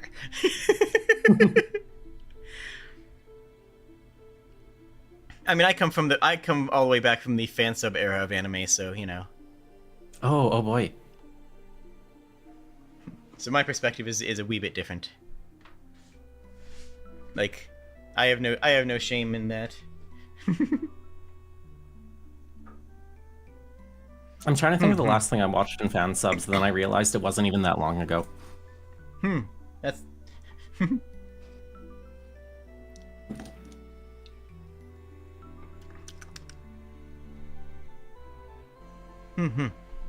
What was your first TTRPG? Was it D&D? It was the West End Star Wars one I mentioned to it earlier. Oh, yes. Yeah. And after that, I think after that was the 3.5. Want to hear the what could have been the coolest moment ever that turned into the worst moment ever? I'm hooked. Tell me. So, we are playing through some Curse of Strahd, Ravenloft, sort of thing. And we are being chased by a vampire, which is explicitly been described as wildly stronger than us, that we should not be fighting it, we should run. It was a chase sequence, you know? And you can do a chase sequence well. That's good, you know? For the record, if you're DMing a chase sequence, don't actually pay attention to character speed, just pay attention to character initiative and actions. Don't actually focus on the speed, just let the characters do cool stuff. Anyways, that aside. The DM described a narrow hallway going up out of a basement into the night sky, etc. We get to the top of this stairway. I, playing a dwarven wizard, which, as a quick aside, I actually had permanency and steel skin cast on me. Permanency flight and permanency steel skin. So I was actually turned to steel in a great magnetic field. So, you know, I was Iron Man. It was fantastic. So I lean over to tell the cleric, get ready to cast Bless. And I turn to the DM and say, okay, as soon as the vampire is halfway up the staircase, I am going to cast maximized, enhanced, every meta magic, I guess it was a sorcerer, every meta magic effect that I had to buff create water. We mathed it out, and I was like making like half a square kilometer of water, like a comically large amount of water was going to be going down the staircase. And the cleric, okay, I see where this is going. This is great. See where this is going. And the cleric had a held action to cast Bless as soon as I had come out. Like, amazing. This sounds like a setup for a fantastic, greatest story of all time. Now, that's not what happened, because you see, the game ground to a screeching halt. The DM starts pulling out rulebooks. This is yeah. This is back when when having a phone meant to have like you had like a Motorola where you had to click buttons multiple times to put in letters. Like this was not a modern era. Yeah. I too had a T9 phone back in the day. So the DM starts pulling out books trying to figure out what this does, and everybody's just dead in the water. And if please do not forgive the pun. And just, like sitting back, texting other people, just, side conversations spring up. Someone just goes out for a walk to a convenience store. And it's just completely stalled. It's like 20 minutes. Now, at the beginning, obviously, at first, everyone's, just like, what's he going to find out? What's the DM going to do? But eventually, it just turned into, And the DM eventually came back and said, "Okay, sorry, I got it. I got everything. I found out how to handle it. And the vampire's gonna take 2d8 damage." Everyone's like, "No, that is a absurd amount. That is a torrent. That is a tidal wave of holy water. It's not gonna take just 2d8 damage. No, like." Well, that's what the rulebook. No, who cares what the rulebook says? It's cool. Let something cool happen. What's the normal? Okay, we don't need to know the actual numbers. What I would do in that situation is figure out what a vial of holy water does as damage in that situation, and then multiply that by volume. By 60 billion. Yeah. So. I don't know if you need rolls at that point. I think it's fine. Oh no, I would just have it vaporized personally, but Absolutely. the DM was bad. But the DM was bad. Yeah, no, you absolutely need to know when to use rules and when to play by the book and when to just bend. So 40 minutes later, after the DM goes through more rulebooks, that's not an exaggeration. 40 minutes later, after the DM goes through more rulebooks, no one cared anymore. I don't actually remember what the DM said because no one cared anymore at that point in the game. We were just all duns. We were all dunsies. Everyone was just like ready to walk away from the game, and we ended up playing more on the next session. We got back into it, but it was just I would like to think that the DM learned a valuable lesson. Unfortunately, I also played the rest of that campaign, so... Yeah, no one cared anymore. It was not a great situation. What horror stories do you have? Well, I was going to tell you a fun story instead. Oh, please, yes. I don't even really know that have many horror stories. I've pretty much had good TTRPG experiences for the most part. And then the few horror stories I don't want to I don't know. I can get there. I'll figure out how to framework it so that I'm comfortable saying it. I had one. This is like the opposite of what we were just saying, though. I had one DM that is actually funner when everything was played exactly by the book. My DM was an engineer by trade. Ooh.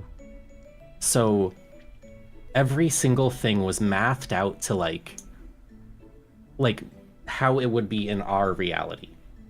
Or at least on our Earth. We spent so much time just sitting there with the DM going jotting down notes and doing calculations to figure out if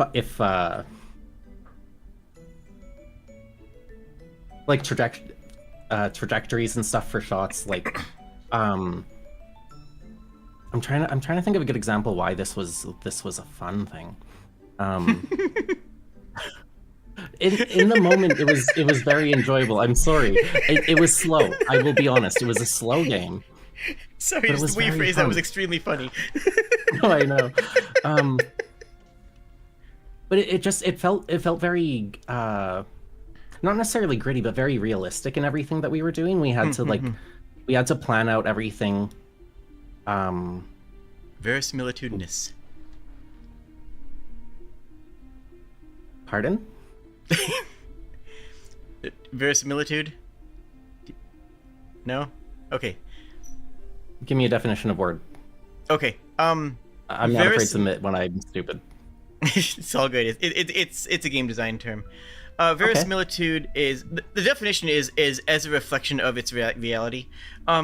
It's what you should say when you're talking about a world working by its own rules, instead of realistic. Like, it's not realistic for a wizard to be out of mana because wizards are not a thing in our world.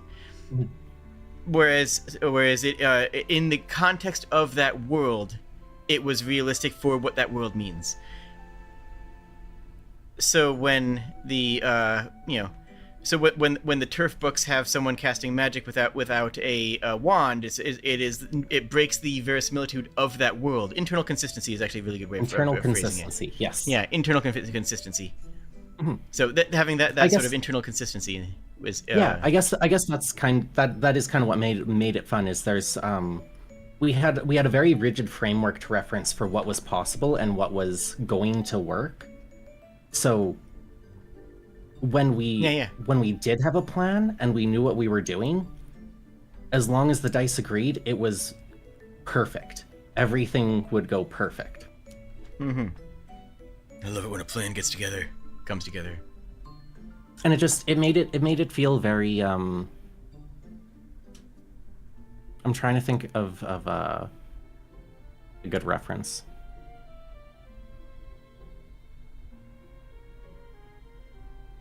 I'm failing at words. I apologize. No worries. No, it just made it feel very like I guess tactical would be a good way to put it. Mm-hmm, mm-hmm, It's not a vibe I've had in a lot of other TTRPG like groups. okay. Eventually that game did fall apart, like all D&D home games tend to one day. Oh, the hardest monster in the rulebook is scheduling. It is. It absolutely is. The other thing is the if you start a game with a large group of interconnected people in relationships, if you play long enough, that table changes drastically. You're not wrong. Go on. I don't know how much more there is to say about that. That's fair. It's just how many breakups can a D&D game last? Yeah. By the time you realize that there's only like 2 of the original 5 players and you still have 6 players, the party gets weird. Yeah. Especially if one of them was with the DM. That gets messy real fast. And again, that's actually on the topic of scheduling. That's actually part of why this is where I would love to say this is why I like playing with VTubers, because you have that level of professionalism of streamers who want to who have an audience, who want to respect their audience. It's where I would like to say that. I would also like to say that, and then I look at myself and I'm like, who's the flakiest person I know? It's me. Oh no. Every group is a flake, and if you don't think your group is a flake, it's you. But yeah, I like our group, but man. I mean, the last few times, whatever, it's me. The last few times, one of them was a mental health thing, myself. Yeah, valid. And like, then they're there all was valid injuries reasons. involved. Yes. They're all valid reasons. It just feels like, ugh. But it's still a good group, and I enjoy it. And in general, my experiences in playing with content creators have been very positive for that reason of of not only respect for each other's time, but respect for the audience's time. No, this is really true. This is really true. The yeah. The most consistently I've been able to play games has been on streams. And then my home games are quite frequently delayed. So, yeah. Yeah. Heck, honestly, being consistently playing games is one of the reasons that I became a VTuber. It sort of lights a fire under my own butt to convince me to play the games that I want to play, as opposed to just sitting around doing nothing, right? Or doing passive entertainment with like watching stuff. I feel that 100%. I don't think I would have played nearly as many like cool, interesting, fun things if I wasn't a content creator. Same. Yeah. It does. Go ahead. I've always gone through like phases like before streaming of like a waxing waning interests in video games, and I'd like completely drop off from games for like years at a time. And then since I started streaming, it's been like just a growing interest more so than what it used to be. I'm actually finding myself like looking up new things that I want to play in the future. Yeah. Following games that are coming out like later on, following like TTRPG news and stuff, mostly D&D, but I'm tired of that now, so I'm you know what, this is a good conversation because I really do want to branch out from D&D. So hearing your little bits of which games I should look at is very helpful. Honestly, like, people expect me to be primarily a tabletop streamer because I'm a kobold, and people think of kobolds as, like, being a tabletop thing. Mhm. I wasn't really thinking of them as being a tabletop thing. I just think kobold fun. Those are cute. But yeah, exactly. But Mhm. for me, it's narrative games. My niche is I like story-based games, narrative games, because I get more fulfillment out of playing a game that has a story and experiencing it. Your Persona, your your Final Fantasy, go play that game. Just go play that game. It's amazing. And I will look into it. and without doing this as to back myself up and reassure myself on it, I found myself going back to repetitive games. Your Valorant, your I would call Minecraft this, others wouldn't. Your Dota, your where the next game is the same as the previous game, right? Where you play the game Yep. over and over again. Your Hearthstones and Magic the Gatherings, where it's just an endless treadmill. And I get more internally out of playing a diversity of narrative games, but I found myself just defaulting to go play another round of Hearthstone at the time. It's like, no, I like it better now that I'm actually playing these narrative games. Sometimes I struggle because I pick up a narrative game that I enjoy that I get no audience on, no one else cares about it. But somewhat, that's the nice thing about YouTube is that I get those residual views of people looking up games and playlists, and that's why I'm a YouTuber as opposed to a Twitch streamer. That's fair. How about you? What, like, Niche-wise. which aspect of this? Niche-wise? Yeah. I've really found myself falling into doing roguelikes, to be honest. Ooh. I originally intended to be a Magic streamer, Magic the Gathering, and I am not good enough at Magic to do that. To be quite blunt, I'm just not good enough at Magic to compete in that space. That's interesting. Well, a big part of it is just I don't have the memory of what cards do. Oh, okay. So I'm terrible. I'm good at playing a deck that just does one thing, and I know what the deck does, and it doesn't matter what my opponent does because I just have to do my thing faster than them. Which is why I like red, especially goblins. Full aggro. But I'm actually, like, when it comes to like the wider strategy and knowledge of Magic, I'm bad at it. That's just it. I like playing it, but I can make a 4-person commander game last all afternoon. Like I can make a 5-hour game out of 4 people at a table, and that's too long. That's too long. That's my level of play. We're all slow, and that doesn't work for streaming. Yeah, for sure. So I fell into just replaying all the games I played in my youth on stream, and then eventually, I don't know what it was, I just found a roguelike I liked, and it blew up from there. I think it was Peglin. I started playing Peglin and then fell into roguelikes. Nice. Mm-hmm. That is cool. Mm-hmm. Yeah. I've been playing, Backpack Hero is a roguelike that I've been playing a lot of lately. You know how many hours I have in that game? So many. Take a guess. Take a just a random number. Give me a number that you think is a realistic number of hours I've played Backpack Hero. 92.6. That sounds like a radio station. No, it's much more than that. Okay, because that's my number. Oh, okay. Let me double check because I know the number's gone up since the last time I saw it. Right before the game released, I was at 600 hours almost exactly. Oh, nice. And then they released story mode, and I deleted all of my progress. And I've played 84 hours since then. I can't figure almost it out 700 because... hours of Backpack Hero. I don't know how I did that. Oh no, I do know how I did that. Not the most recent winter, not this winter, last winter. From about November to January, I had a really intense manic episode. And I was streaming 12 to 15 hours a day for 3 months. with taking weekends off usually, and then usually streaming on them anyway. I was streaming a lot for like that period of time. It was fun. It was really fun.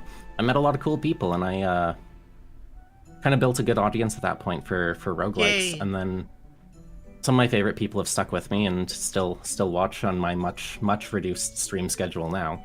Mm-hmm.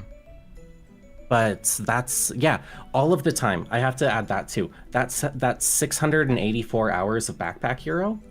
Yeah. I have never played this game off stream.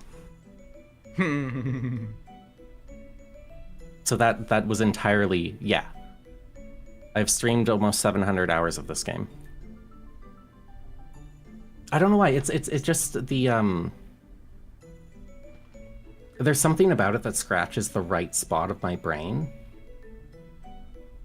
The fact that like the different items, maybe it's that it's a little bit of that like goblin brain where I just want to pick up shiny things, and then the shiny things make the shiny things make the other shiny things do cool things, and that makes my brain feel nice. That is good feeling. Mm-hmm. I'm a little bit confused at why I've played so much of it, because like I like Cobalt Core more. Cobalt Core is a phenomenal game. I really enjoy it. I love the aesthetic. I like the music better. I like the visuals. But there's more polish in it. I like the card game mechanics a lot. And I don't know why I keep on picking up Backpack Hero to play more of instead of Cobalt Core, but I keep on doing it. I have twice as many hours in Backpack Hero as I do in Cobalt Core, despite objectively enjoying the latter more. Backpack Hero is easy to play, is what I found. It is. It really and that's is. a large part of it. You can shut off your brain and just keep clicking the button and still kind of know what you're doing, and you're fine.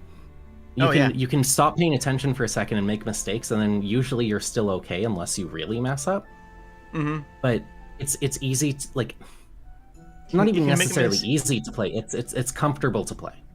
You can make a mistake and not lose your entire and not lose everything, unless you're playing Crate. Oh, Crate! I love Crate. Crate's actually my favorite one. Big same. Crate's so good. I still haven't mastered some of the weirder what do you call them? Components. I'm not great. Like I'm good when it comes to making loops that turn into loops to keep going. I haven't figured out a lot of this component moves when a thing passes through it, or the splitting energy into different directions. I haven't figured out using that. Oh, I don't do any of that jazz. Yeah, I just make a loop and then I make the loop turn into smaller loops.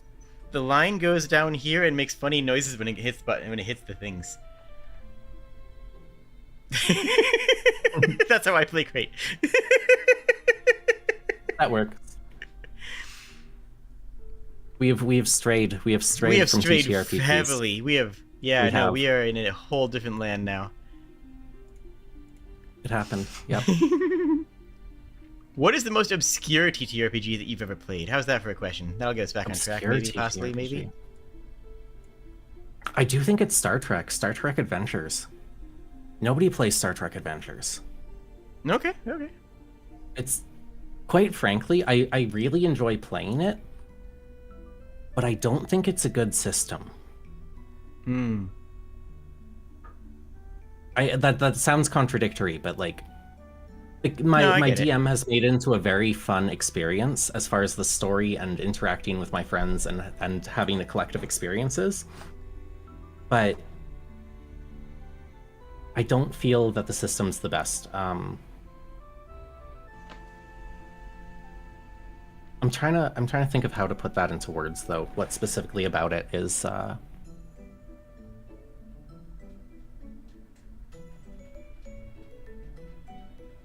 apologize.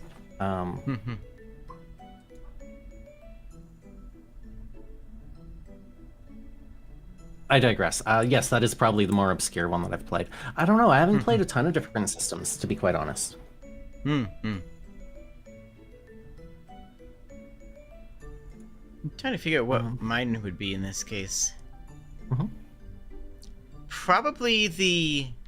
Oh, I played a D&D 3.5 spin-off that made what's it called? The hair tugging book with the sexism. What? I have no clue what you're talking about. Wheel of Time. Wheel of Time. Oh. All the female characters is one of the default emotes is to tug their braids. It's very dumb, and in all 13, 14 books they never passed the Bechdel test, but it's still a very famous fantasy series, and they had a TTRPG spun off of it, and it was just a variation on 3.5. It was interesting. I accidentally made a villain. Oh. See, I hadn't played the book. I hadn't read the books. I had not read the books at that time. I have since, and I regret those hours, but that's neither here nor there. But they're not terrible. They're just very much... You know how something is terrible, but you justify it by saying it's a product of its time? I'd like you to know that I used to work in a bookstore. Okay, yeah. It's a product of its time. I definitely have the context for this. It's Brandon Sanderson, right? Is that the one? Brandon Sanderson? Wait, Sanderson is Mistborn. Mistborn, sorry, I'm getting them confused. Hold on. Who's Wheel of Time? Give me a name. Robert Jordan. Jordan. Oh, apparently Sanderson co-authored a couple of the books, the later ones. Okay. Because Robert Jordan's health was failing near the end, I believe. Okay. Well, I was in the bookshop in like 2013ish, so if that's around those ones, who knows? Maybe that's why. Anyways, this was back like early 2000s. Anyways. Yeah. So I had a character who I hadn't read the books at that time. I hadn't read any of them. So I'm like, okay, I want to play a character who is just a woodsman. A woodsman often in the woods who grew up with his because I was playing a male character with his father, and who's never really been in civilization. They go to civilization once every couple moons to trade in some stuff. This was my justification for not knowing the world, not knowing the magic, not knowing the lore, not knowing anything. That way, anything that was explained to me would be explained to me in character, right? I wasn't going to sit on the side going, "What's that do? Who's that? Am I supposed to know that?" Instead, it was, "What's that? Who's that? Am I supposed to know that?" It was in character questions, right? Which makes a big difference, right? And well, magic. Only a few people in that world have access to magic. It's an extremely rare thing, and usually it's not good TM. Usually the people who have magic tend to not be, good people. So I decided that my character is going to just take the idea of, well, magic is unnatural and, and goes against the laws of nature. I don't like this magic stuff. I don't like this magic business. Not knowing that I was spouting the exact rhetoric of the White Cloaks, which is the major villain faction of the system. I'd be like, yeah, my character would get along with them. Oh no! Oh, amazing. That's great though. Like that would give you some great opportunities for character growth once you start witnessing the actions of those factions. Yeah, or the actions of my party and being like, do I turn this person in? Right? Like that would be an actual question that my character would struggle with. Oh, that's great. I like that. Yeah.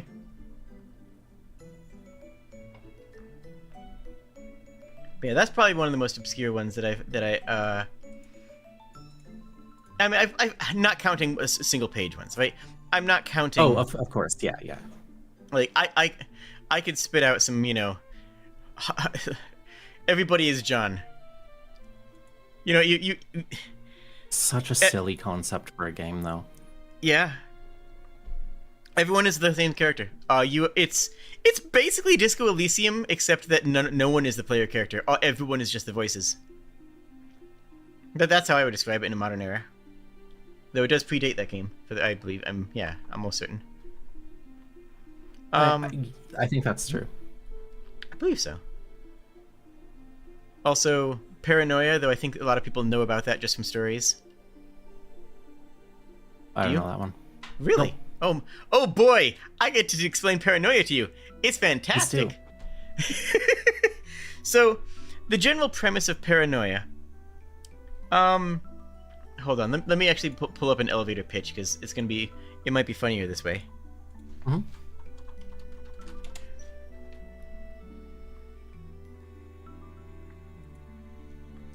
Hold on. I'm gonna do this.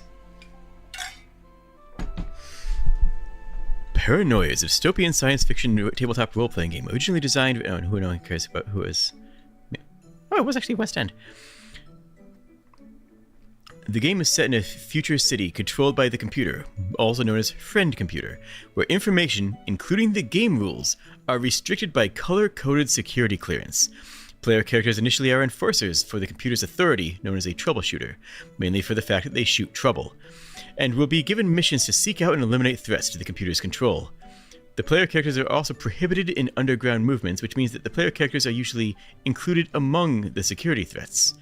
The players will have individual secret objectives, including theft or murder from other player characters. This is not a pure co-op game. It's a lot of the functions end up being Among Us before Among Us existed. And that sounds cool. Except that it's still a tabletop RPG. It's still a long form RPG as opposed to a 20-minute game of Werewolf, right? Or Mafia, I guess it would be closer to that that era. And the idea is that you are all. Everybody loves Friend Computer. Everybody loves Friend Computer. Everybody loves Friend Computer. And you must enforce that everybody loves Friend Computer. Mm-hmm. And you cannot touch anything that is blue unless your security clearance is blue. The other players have the right to shoot you if you touch anything that is blue. If you don't have blue clearance, you can't touch that. It's just not allowed. So what you do at the beginning of the game is you lay out a dish of M&Ms. And see which players put their hand in there, because they just touched a whole bunch of things that they don't have security clearance for.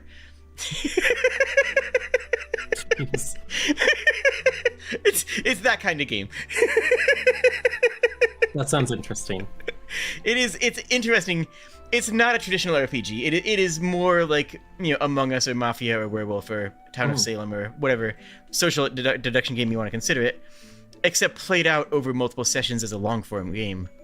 Yeah, that's the part that gets interesting. Like, I want to see what that looks like. I'm having a hard time. Like, yeah, it's building up these lies and these behaviors over the course of a campaign that really makes it unique and really sells the sheer distrust. It's a game that you have to make a real careful social contract about, because it will break friendships if you get too into it. It will break a friendship. So what you're saying is I should get a group of people together and we should stream this. Absolutely, I'm in. It'd be amazing. Sweet, I'll let you know if I get to it. Heck yeah. But that sounds really cool. It is cool. It is very cool. It's very much a thing. But, like, again, the players will have different things. One person may have a task to steal from Friend Computer. Another person might have a task to just follow Friend Computer's orders and do what you're quote unquote supposed to do. But everyone's pretending to do what you're supposed to do. Another person might have a task to assassinate someone. So they're waiting for that person to step out of line and do something, or access a computer that they don't have clearance to, because that person is trying to actually hack a mainframe. Or maybe that person just is the good guy, the authoritarian character in this game, rather, who is just trying to help Friend Computer by bypassing the restriction for a moment so that they can get the information they need. Like, there's a lot going on, and it has a lot of moving parts, for better and worse. There's a lot to keep track of. I feel like it's the type of game that would benefit from having private DMs, or direct messages to your DM. Although it's funnier if everybody at the table sees you passing a note. Yes, that's true too.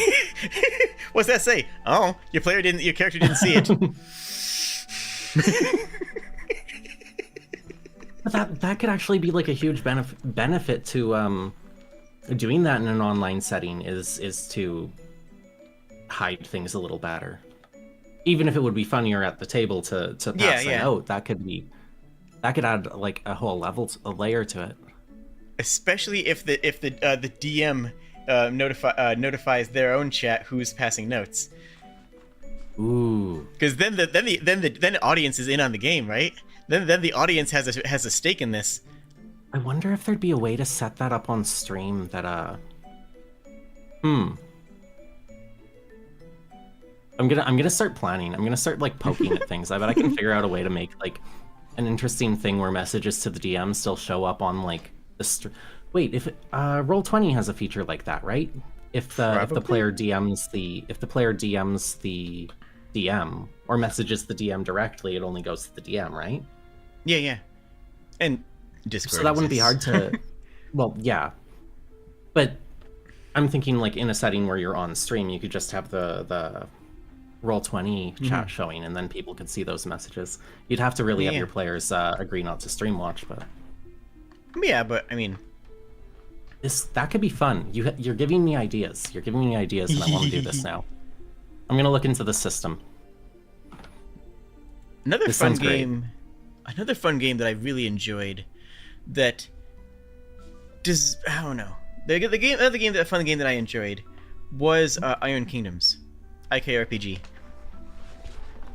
Are you familiar with? Are you familiar with War Machine? Like, in what context? The tabletop game. Okay. If you said Marvel, I've been like, sure. Okay, fair. So, yeah. So War Machine is a tabletop war game. It's not like Warhammer. But it's that type of miniatures game, you know. Yes. I like it a lot for various reasons that I don't need to go into here. But the original IP for it was actually in competition for Eberron to become an official D&D world initially.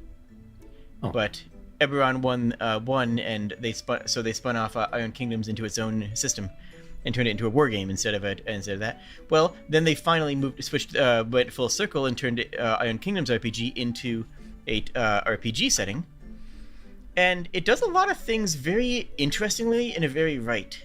It's not a perfect game, but there's a lot of mechanics that I enjoy. In general, you have someone in the party who has a warjack. A warjack is a mech. Ooh. And as long as you treat the warjack as the teams rather than a players, then that creates an interesting combat dynamic of you have a bunch of dudes and, you know, and a 10-meter tall robot on your hand, right behind you. And that creates a different play dynamic than a lot of RPGs have. Also, the entire concept of focus being it's a 2d6 system. You roll 2 dice plus stat. 2d6s plus stat.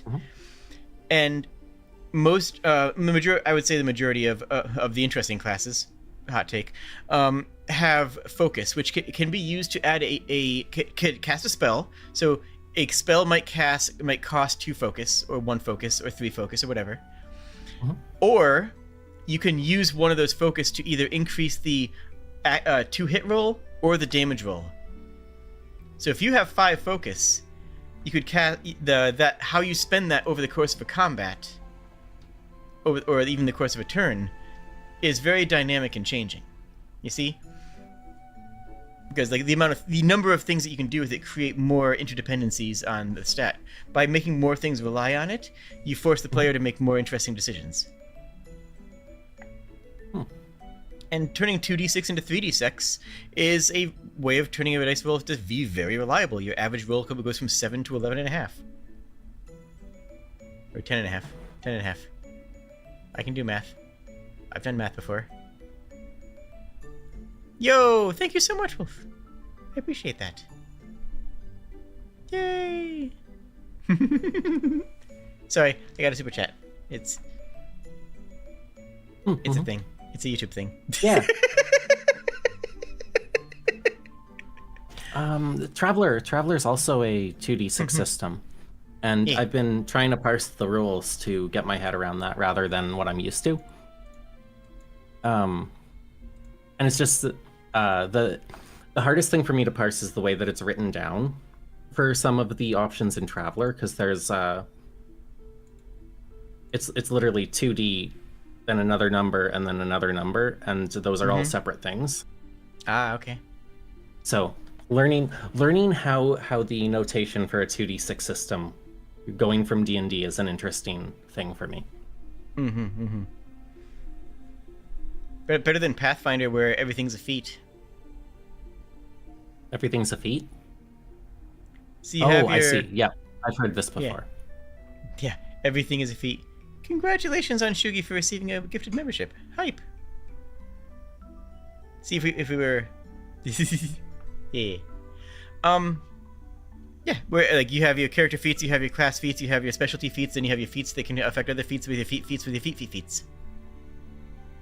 Basically, what I'm saying is the people who made Pathfinder really like feat. I was about to make a joke about it being a millipede. There, that's a much better joke. We'll go with that one. We'll pretend that's the joke that was made. He washed feet. Sorry. So how about that Super Bowl? No. I played back here when it was apparently on. Oh yeah?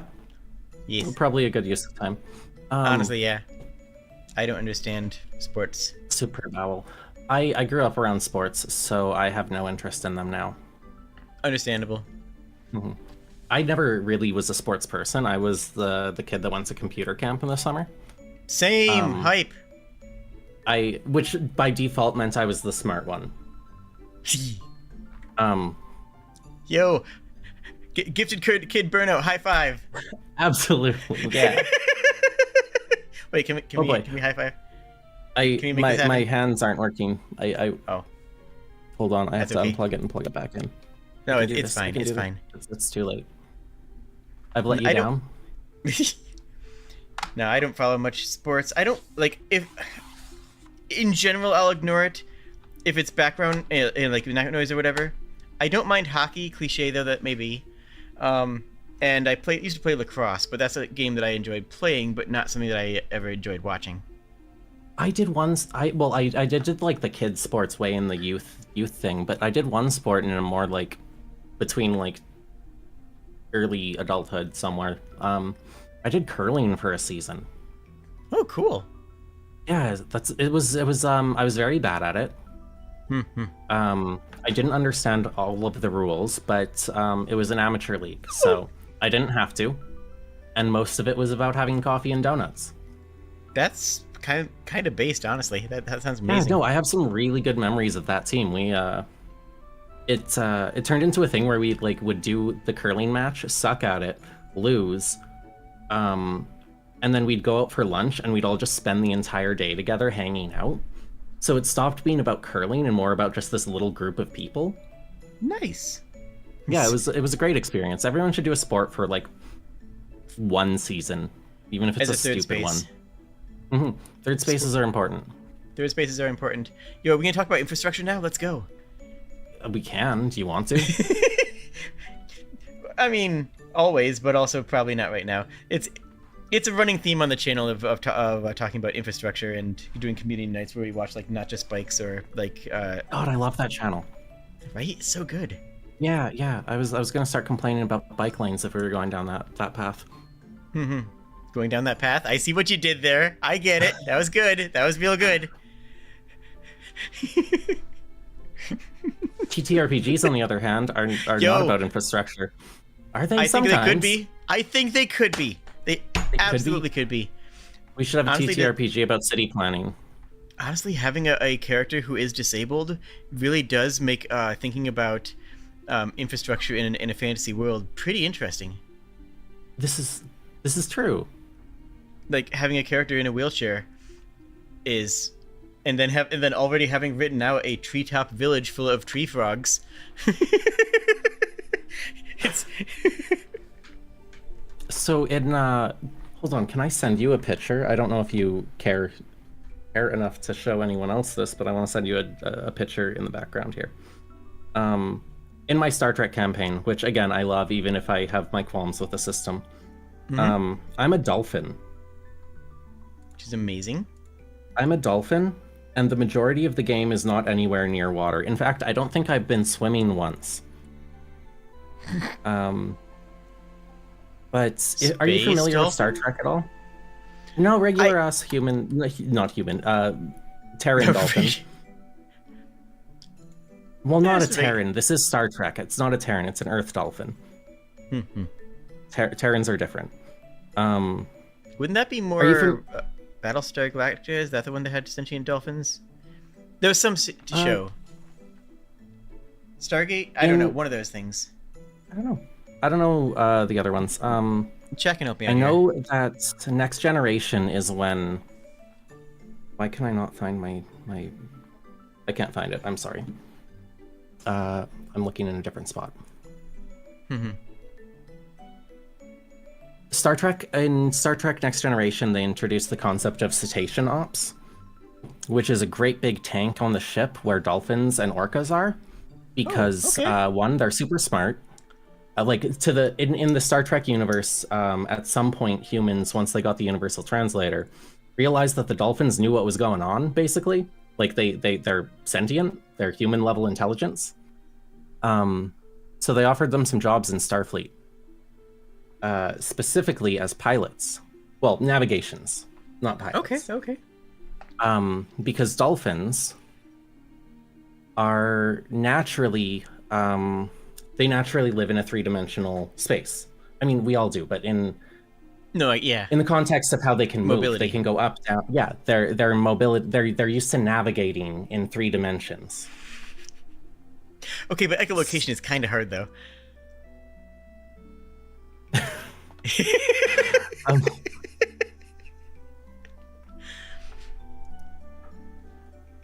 I'm distracted for 2 seconds. Oh, good. Give me a moment. I shall. Are you familiar with Star Trek at all? I'm more familiar with the original ones. Those are the ones I enjoyed the most. No, that's good. Do you remember Pike? Captain Pike in the originals. Vaguely? He's his face melts off and they put him in a cool chair. Okay. Well, it's not really a cool one at that point, but I based my dolphins. My dolphin has a mobility apparatus, which is based off of Captain Pike's space chair. So in the Star Trek game, I'm gonna send you the picture. Will it go? There we go. I'm a little dolphin in a chair. Nice. Let me get That's this really cute. The idea is that this little pod is filled with water in the inside and has some computer screens that are interactable in there. But for the most part, we've had to navigate everything with like what I'm actually capable of doing. There's an option for using your skills in collaboration in the Star Trek campaign. So primarily what my character does is they're a science officer. Okay. And they're good at science and engineering. But they can't physically do that stuff themselves. So far my job has been to talk people through the processes of all the science and engineering while they mechanically they get to use my stats for their projects.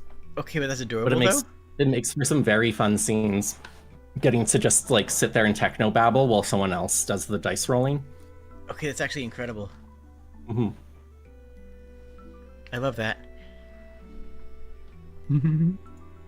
I've had a lot of fun being the guy in the chair who stays on ship. That makes sense. Kind of hard to go on an away team unless you want to, with the chair. Yeah. I primarily go on the. But now we're talking about splitting the party again. Now stuff. We're coming back full circle to where we were at the beginning of the stream. See, it's like poetry; it rhymes. Yes. See, and this is where it can be fun. This is where it can be fun. Sometimes you split the party because that's how the system lets you do things. In D&D, you split the party and then you're in danger. In Star Trek Adventures, you split the party and you still have a teleporter.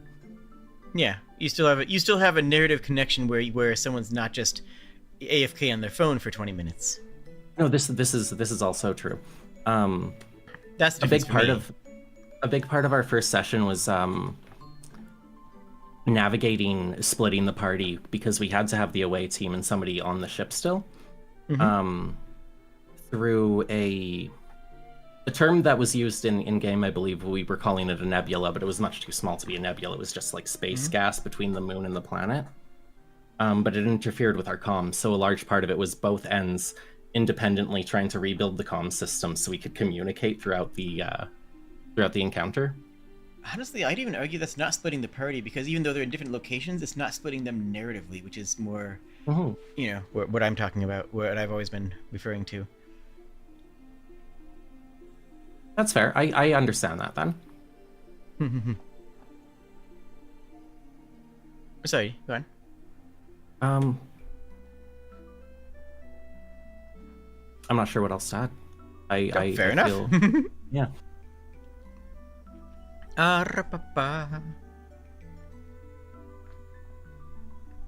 Well, let's see here. It is very fun in that context, though. Once just to finish, actually, that little story is with being split up like that. Once we did establish contact, it was my job from the ship to relay schematics and talk them through building a larger communications device, so we could get, like, from our limited communications, a full range back to even, like, Earth base for this little planet we had discovered. So even after the challenges dealt with, they're still with that new established communication between the party and the ship. There's still, sorry, I'm failing at words. No worries. There's more to link my character to the mission as well, even after solving the main conflict of that separation. No, it's a good game for, like, the way the game works is good for a lot of things, and then I think it's the combat in the game that really has, just going back to before me trying to elaborate why I don't think it's the best system. I think it works. The Star Trek Adventures works largely as a social roleplay game, and then it fails. In my opinion, it fails in ship combat and it fails in actual combat. I can see that, because there's no threat to the person on the ship in actual combat on the ground team. That changes the dynamic of who's allowed to be threatened, and how you're able to create tension as a DM. But this is true. What I've noticed is just, like, the mechanics of the game, like what I was describing before, where your skills are largely based on what your values are. Like, your benefits in situations are based on your personality and values. Doesn't translate as well to hitting something with a phaser. It takes a lot. It works for Mouse Guard. Mouse Guard's one. Sorry, I forgot about Mouse Guard. I would love to play Mouse Guard one day. It sounds so interesting. I also like Redwall, though, so I want to be a little guy. Oh, heck yeah! Redwall is one of the. I love Redwall so much. I used to follow. This is a total aside. I used to follow, back when the Twitter was a thing, an account that just posted snippets of Redwall feasts. Ooh. It was just the food descriptions from Redwall, and it was one of the greatest things I ever found on Twitter. That actually sounds incredible. No, I grew up on the Redwall books. I adore them. They're so good. Redwall makes my brain jump to the other animal-based thing from my youth. Which is Watership Down. I never actually saw that. Oh, Okay. I know the trauma. I mean, Yeah, yeah. I I'd be interested to see if there was a if somebody had devised some game system based around that world. Ironclaw would be the answer to that, I suppose. Yeah. Hmm. But like with literal rabbits? Probably. I mean, you could. Yeah, that would be the closest system to handling it, I guess, Hmm. because it handles size difference and it handles Yeah. animal races with human intelligence. Hmm. Hmm.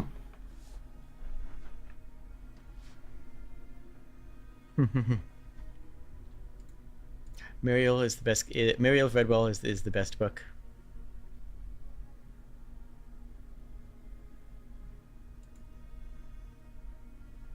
Mild take. Ah. Part of me I'm gonna wants to be like honest, I start. haven't touched Redwall like since a childhood, so details are out of my brain. That's fair. I remember Muriel. She was one of the first fully fleshed out female characters in a book that I had read, Mhm. whose personality wasn't girl, you know. Because let's be honest, if you look at like Webby from the original Ducktales, like her personality is girl, right? That they don't Mhm. actually have they're not actually a fleshed out character. Muriel was a fleshed out character and a really interesting one, and one that was very influential on me. The new Ducktales is fantastic though, and Webby is the best character This in is it. true. But back in the 80s and 90s, that was not the case.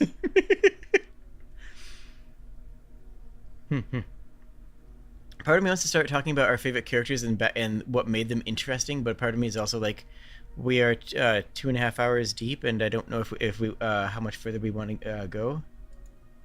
Do you mean favorite TTRPG characters, like our own Yeah. played as? I Hmm. was thinking of throwing that question your way for a while, actually. Um, this is your channel, so you can make calls. I don't have to be anywhere myself for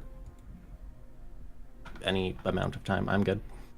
All right, but Um, if I do this, I'm gonna have to read poetry. Are you ready for poetry? uh, you're a kobold and not a Vogon, so we're good. Okay. So, a character that I played in a campaign that died for I don't recall why, um, but one of my favorite characters. I enjoy. Okay, so whenever I play a character, I want to explore something, right? I don't Mhm. just play a character for no reason. I want to explore something as an actress when I'm going into a character, right? I want to have explore a thought process, or explore an experience, or explore a lived, a lived experience, whether that, depending on what that is. Like, I can talk about some of these other ones later, but like, Chive is a character who had lost everything. I was exploring the character who was a drunkard who had lost all everyone they love in the past, and Eddie is exploring a bully. Eddie is the classic high school mean girl. She has her reasons and she has her trauma. She's not a villain, but she's not also not a nice person. And exploring that in a non-party detective way, in a way that is trying to work with the team, is an interesting challenge. One of the most interesting challenges I've given myself is Asana Kolmehirvea, who is who is a fae, nature spirit. And I would like if you will indulge me, I will give you her Mhm. backstory, which, as a nature spirit, can only be given in poetry. I'd love this. Go ahead. Okay, let's go. That's right. You can't click away from this channel now. You're stuck in here with us. You're sitting through this, all right? Everyone in chat, you're sticking with this. Okay, cool. I just want to make sure. Okay.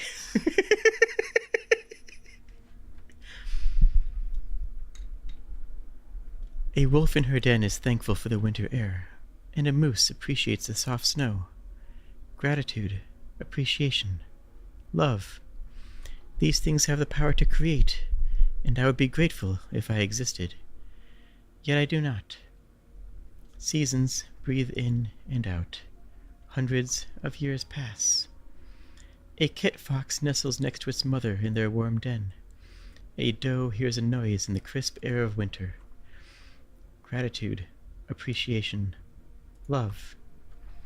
And yet, in the infant's den, it is too warm to curl up next to the mother. The doe scrambles across an icy stream to avoid hungry fangs. The kit fox cries and kicks its mother in protest. The doe lies down, exhausted from their freezing water. They want to rest. They both want to close their eyes and rest peacefully. In this moment, I am. I draw the heat from the den, and the kit fox nestles into its mother's fur. I hold her for only a moment, and then I give that heat to the doe. She has strength to stand and find safety. The doe grows up. She learns love. She learns anger. She learns forgiveness. She learns to love again. She finds one that can give her all of those feelings on the same day, and they become many. She teaches her young to be grateful to the winter breath. Seasons breathe in and out. Dozens of seasons pass. A tree wishes to shed its branches. A mouse wishes to find a new shelter. An acorn wishes to soar. A bird wishes to travel. A mother has a troubled birth. An elder wishes to be free from pain. Gratitude, appreciation, love. These things have the power to create, and I would be grateful if I existed, which I do. One stomach rumbles and it begs for a fruitful hunt. One scans the woods as it begs for safety from the seeking fangs. I must make a choice. I must make it over and over. Seasons breathe in and out. There are new creatures that have arrived. They are fragile but clever. They talk to the forest. They are told tales. They are told stories. They are told. They accept them. They accept me. Their prayers are strong. They know how to make a proper offering. In turn, the forest grows plentiful. Seasons breathe in and out. Seasons pass. There are new creatures that have arrived. They are fragile, but clever. They seek to harm the forest. They hunt furs without taking meat. They fell trees without thought. They are hurting the forest. I cannot let them hurt the forest. Me. The tree bark becomes sturdy as rocks, but when felled, the wood is spongy and frail. The snows confound their hunt, and in the night, worse things appear. The other clever ones understand. They pray. They give offerings. Gratitude, appreciation, love. These things have the power to grow, and I would be grateful if I had their strength. Which I do. The cruel ones leave, and the forest is safe once more. Seasons breathe in and out. The clever ones who first arrived are passing. Their children want to bury their remains. Why? Why would you do that? Why? There are scavengers who rely on meat in those who fall in winter. Why would they do that? I have to talk to them. I have to find a way to talk to them. Seasons breathe in and out. Dozens of seasons pass. I learn to talk to them in their dreams. I talk to those that are the most open to me, and they are overjoyed to hear my voice. I convince them to leave the dead out for scavengers. They are sad. They are angry at me. No, they are angry at the forest. But they accept. I learn a new word. Warlock. It's what they call those who can hear me most clearly. Those candles that shine like the aurora at night. I have a wish. My own wish. My first thought to self. My first desire. I want a form. A physical form, like all of the creatures have. Seasons breathe in and out. A fern uncurls and reveals a small body. I stare into it as a mother looks at an infant. I stare into it as a craftsman admires his work. Which am I? I simply am. Is the kit fox my mother? I wear it, and the clever ones talk to me and give me comforts. After some time I discard it to build another. I learn a word. Traitor. I do not like them. They do not come for the forest, but they come with items, but they do not care for the forest. Even the loggers and furriers cared for the forest. I have learned many words now. The people want the traders. Even when I bring their carts and goods, they wish the traders alive with them. I hate traders. The forest can provide everything you need. I can provide everything you need. Why isn't that enough? Why am I not enough? Seasons breathe in and out. I turn my back on the town, and I care for the needs of the forest. Seasons breathe in and out. I turn my back on the town, and I care for the needs of myself. Seasons breathe in and out. I return to the town. I learn a new word. Schism. I do not like learning this new word. I do not like this. Several of my candles have blown themselves out. Not all, but some.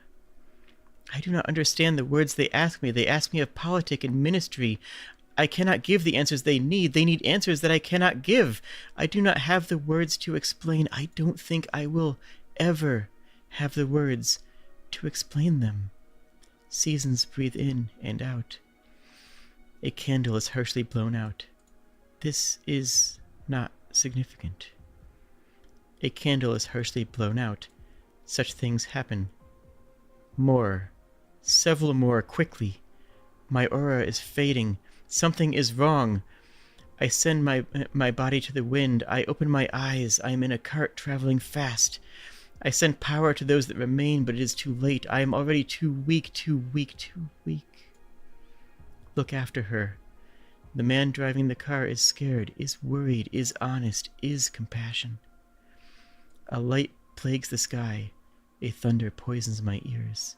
Both strike the driver in the back of the head, and his candle is harshly blown out. There is another here with me. She looks. Soft eyes, strong eyes, scared eyes, resolved eyes. All at once she looks at me. What do we do? I grab her by the hand. Seasons breathe. 4 days and nights we roam like the deer, we burrow like the raccoon, we scavenge like the bears. She needs to leave the forest. Can I? Of course not. We're safe in a burrow. I close my eyes and return to the wind. I open them to look at her sleeping. I think of how this young one would react to seeing this body, abandoned. No, I will stay, until we can find a way to make this forest safe, until she is safe. That's my backstory for Asana. I like it. You like it? Mm-hmm. The idea is that it's a forest spirit and is the warlock patron. Not the warlock, she was the patron. And she lost her power as her followers were killed. And in order to protect this one girl, she resolved into a body, one of the clay bodies that she has created, to go out into the world for the first time. And that's where her story starts. The character in question, it was actually another character at the table. Kobold Sprig was playing the girl in that story, and it made for a very interesting dynamic to explore this idea of something not just inhuman, but profoundly inhuman. Something that was simultaneously as old as the trees itself and newborn in the ways of everything in the world. It was a fae. It was a true fae.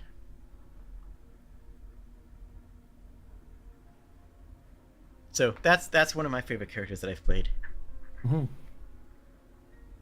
No, that's great. That was great. I liked that. Thank you. Yeah.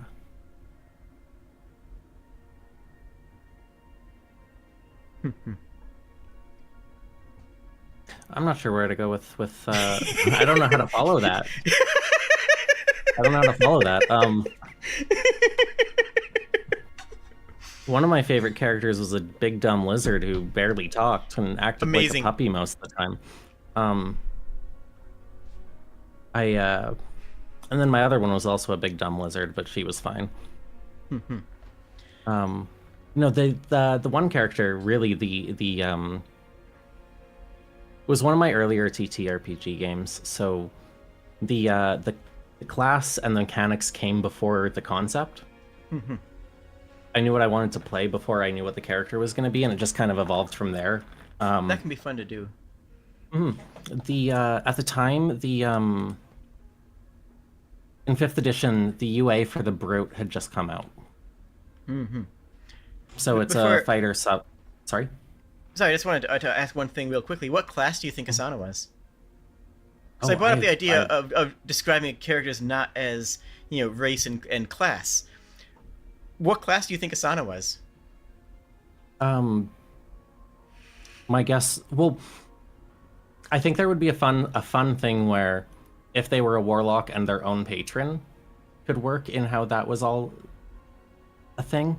That would be where my brain goes, because that sounds fun. But also maybe a druid because forest spirit? I don't know. Paladin. Paladin, interesting. Paladin. Okay. And it was I don't remember what oath it was. I think it was whichever one lets you I forget. Paladin with a subclass of artificer. And because that gave me the rule set that I wanted, and I could reskin those rules into the nature spirit who had the skills and abilities, and could also craft like things from from the earth and clay.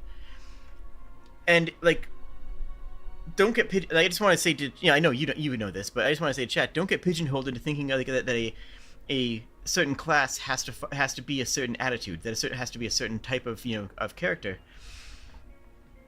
Sorry, I just want to finish my thought process before I go on to I do want to hear about your characters, but I just want to also say, like, I on that same note, I've played an alchemist who's threw vials of poisons and potion and glue out of a slingshot. The character class, arcane archer. That's cute. That's a good way to flavor that. Yeah, it's like the flavor is more important, and the character is more important than the stat line. And I just wanted to follow that up with Asana as like the class is whatever is going to make the character make sense. The class should support the character, not the other way around, unless you have a really solid reason for doing so. That's my 2 cents, and that might be a hot take. Sorry, I do want to hear about your characters. I just wanted to finish my thought process there. Oh no, absolutely. Yeah, the one character was very much. Oh, I'm wonky right now. Sorry. No worries. No, my one character was very much the result of doing class first, character second. She was a big dumb lizard. The concept was that at some point an adventurer had stolen a dragon egg out of a dragon's nest. Which turned out to not at all be related to any dragon. It was just a dragonborn egg. Okay. Her egg was sold to an arena, like a gladiator type arena, so they would have a dragon, and then it turned out just to be a dragonborn. But she was trained up in like gladiatorial combat, raised in gladiatorial combat. What edition dragonborn are we talking though? Out of curiosity. Still 5th edition. Okay. So it was actually a newborn? Yeah. Pardon? So it was a newborn? Whatever the setting was, she was an egg to start with. Okay. Sorry, in old D&D, Dragonborn were people who oathed themselves to Bahamut and cocooned themselves in an egg to be reborn, so they actually had all their memories of who they were up to that point in their life. Interesting. I think the lore we were going off of was that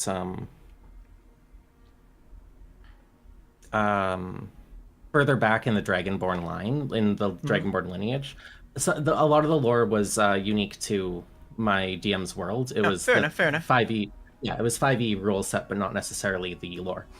5e with an asterisk. But yeah, Dragonborn were their own race at this point, but they started out as being transformed dragon eggs. So I think that's somewhere in edition as well. Um, no, she was just raised as a gladiator, and that was her entire character was low intelligence, punches things. That's it.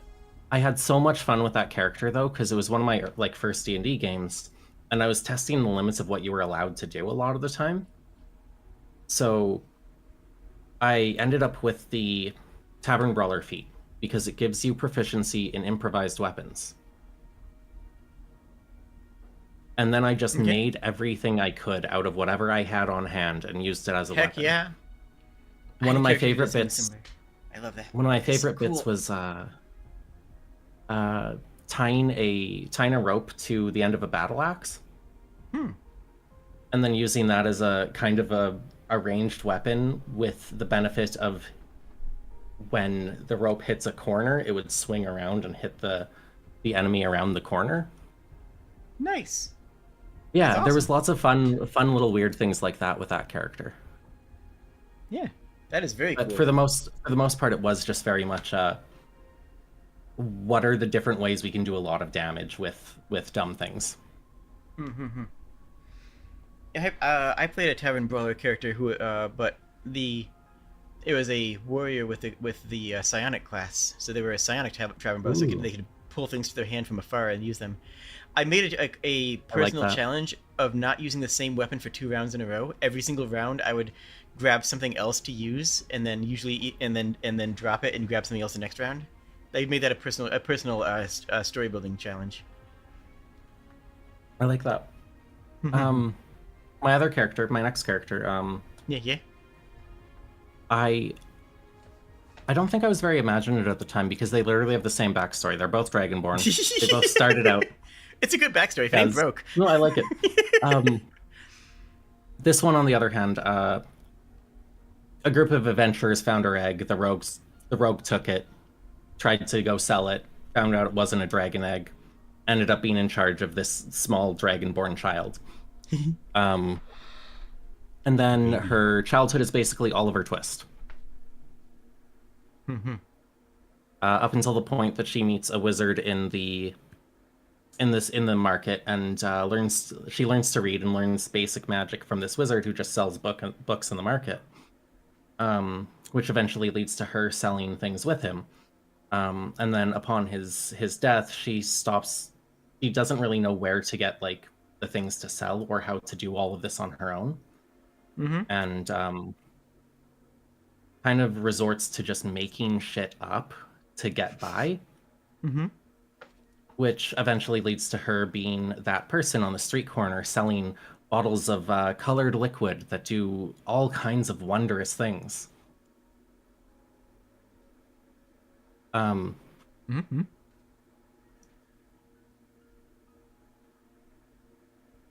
Yeah. and then I think this being an earlier D&D character, I don't think I had really it was one of those you meet everyone in the tavern type adventures. Yeah, So yeah. I don't have a clear mental image of how she got from that point to the adventure, but she died very quickly. It was very fun. Aw. We went to a magic shop. No, it's great. It's we went to a magic shop and she stole a scroll. And then immediately got caught. Ran into the courtyard behind the shop. Attempted to use the scroll as a means of escape, but blew up the entire area, killing herself and the shopkeeper. Ooh, jeez. Which made the entire plot hook for our campaign, you owe the church money. As You guys are... I was quickly resurrected, and that gave us the rest of the campaign. But it was a fun thing because we, as we hit 3rd level, is when this happened. So it caused a little retcon to her class and switched her from being a she was an arcane trickster is what her class nice. was. What we did is we homebrewed a little bit and we changed it from being a wizard-based arcane trickster to a sorcerer-based arcane trickster to represent her death, linking her to like a magical source. And it was a very fun character. It's my DM with her having died to gain like her true connection to magic we gave her kind of a necromantic edge to it. And I, at one point, even made an entire wild magic table that was necromancy based just for this character. Nice. Mm-hmm. That is very cool. Yeah. Was it just variations on the normal wild magic table, or was it completely unique effects? Oh no, I can send it to you if you're interested. It was a lot of unique stuff. It was probably either it kind of rolled from being very underwhelming to this is a very poorly timed nuke. Mm-hmm. At one point, I accidentally summoned a copy of my own skeleton, which I then had to fight hand to hand. Oh no! That resulted in... Well, I killed the skeleton, and that resulted in me taking its ribcage, which was my own ribcage, and having that crafted into a new set of armor. Just remember, everyone, you all have a skeleton inside you right now. You do. Mm-hmm. It may be trying to get out. You should be careful. Yes. And it's covered in blood. Ah. That actually squicked me out. I don't like that. I'm sorry. Don't remind me I'm full of blood. How dare I remind people that they are corporeal, non-binary moods. God. Sorry, do go on. I'm not sure where to go. I really don't. The character, I guess, on reflection, at least compared to your character, wasn't as fleshed out as I would have liked her to be. Mm-hmm. Her personality really was, I died and I'm mad about it. That's, yeah. Mm-hmm. That's a reasonable thing to be mad about, not gonna lie. I can think of ways that I would play her now, because there's a lot in her backstory that has things to work off of. I would have loved to give her more of a conflicted response to being able to do magic, like through sorcery rather than through what she learned from her only mentor. Mm-hmm. That would have been a good take on that character. I don't know. Yeah. Maybe I'll revisit her one day. That'd be cool. If I can find another D&D game. I don't need another D&D game. I remember a really fun mechanics first character that I made. Oh yeah? It was a 4th edition Paladin Warlock hybrid. Well, hybrid is just a even multi-class, just equal levels in both. Okay. In the way it worked in 4th edition, you were a fully leveled character on for both sides, but you could only every time when you leveled up, you had to pick which side you got it from, as opposed to just getting a 3rd level in Paladin. You got a 3rd level. It's like, do I want to take the Warlock stuff or the Paladin stuff for that level, sort of thing. Which is a really cool way of handling multi-classing, frankly. Because that way you're not, behind power curves in the way that you sometimes are. Anyways. The idea was that Warlock had a weirdly high number of defensive utility spells. And it still does, frankly.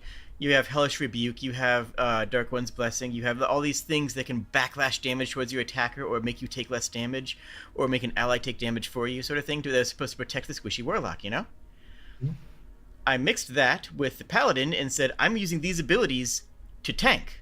I am going to force my opponents into a lose-lose situation, where if they attack anybody except me, they get hit by divine smite for attacking somebody who is not me, right?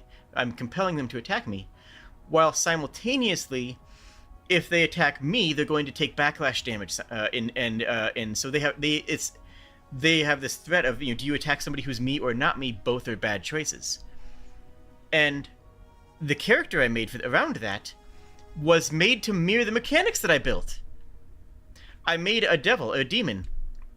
I made Abaddon. It was a very heaven and hell style campaign, and the idea of the character was that they were evil, evil, but they were going to work with a party because someone else is trying to destroy the world, and no one's allowed to destroy the world until it's time for me to ring the horn that summons the end of the world. That's my job, and no one else can take it. And that was, the personality of the character was this sort of a bit edge of cruelty, but this idea of I'm putting you into a lose-lose situation at all times, and yeah, being very manipulative. The interesting thing is, mechanically, this was also this is also where Asana came from. The idea of Asana being the paladin artificer, what was the ability to put characters into that same vice. You attack me, I have electric armor. You don't attack me, you get hit by divine sanction. This idea that of forcing enemies into them deciding their own fate.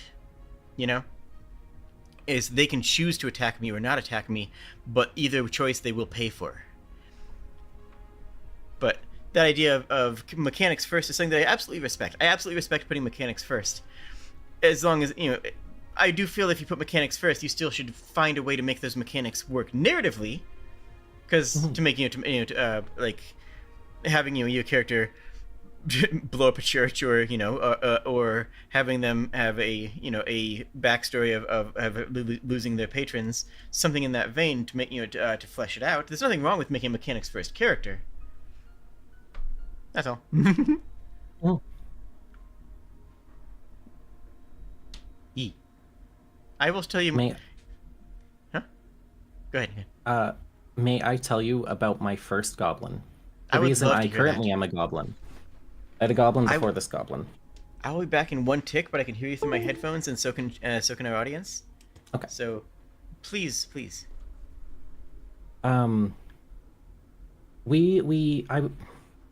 What's it?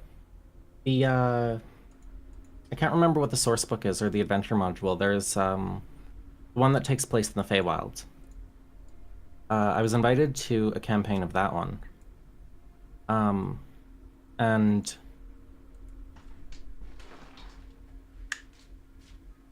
I wanted to be a creature that was native to that plane, without starting out there. So I stumbled upon the goblins. And working with my DM, we figured out this great little way to work her into like the whole story of the campaign. She was a warlock. Not by pact though. She literally had a fairy godmother. And sleepy kobold. Yes. She literally was her warlock patron. So it was largely a story of this little goblin who, due to parts of the campaign, did not have a sense of direction, is how it was said. So it's this little lost goblin who had no clue what she was doing in the world, no clue what she was for in the world.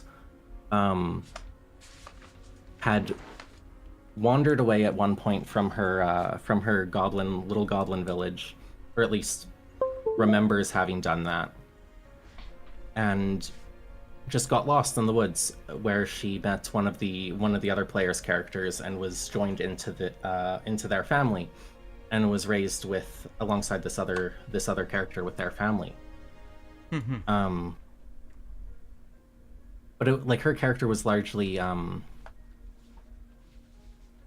her rediscovery of like the Feywild and where she actually came from. And throughout the story, like learning like what her place in that world was and what where she could fit in. And ultimately, when getting back her sense of direction, realizing that it's not the literal sense of direction that she was missing, but the sense of her life's like purpose and what she was doing.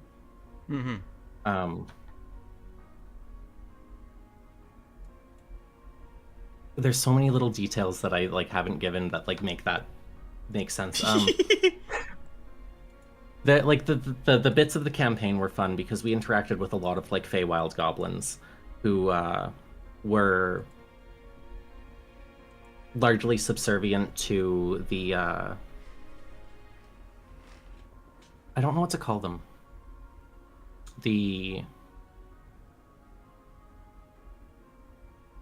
I mean, effectively, what was their government, their leaders?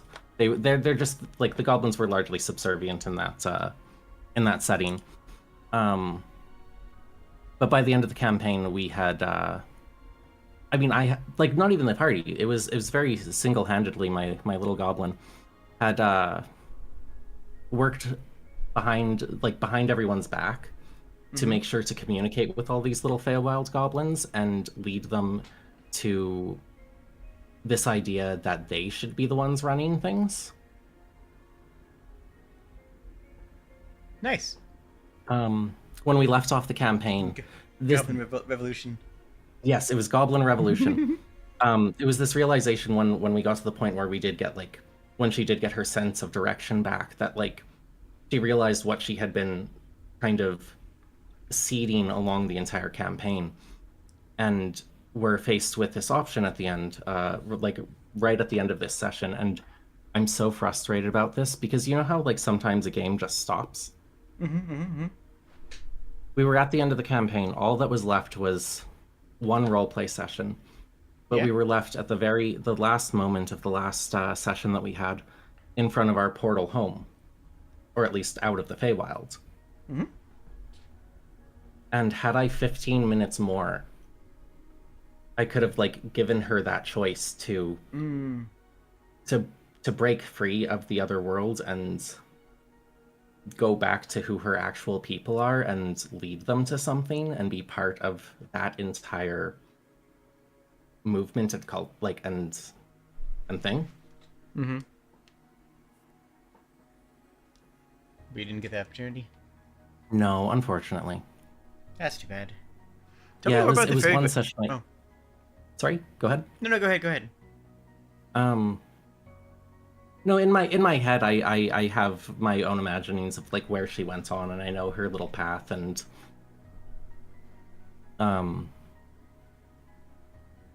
yeah, I just wish I could have played it out in that last session. Yeah, I want to hear more about the fairy godmother. My DM did me dirty. Oh no! They never put her in. What?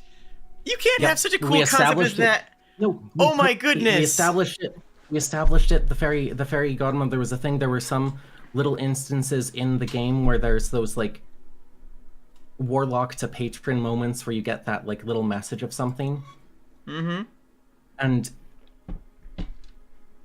I don't know why we never got there. I think part of it was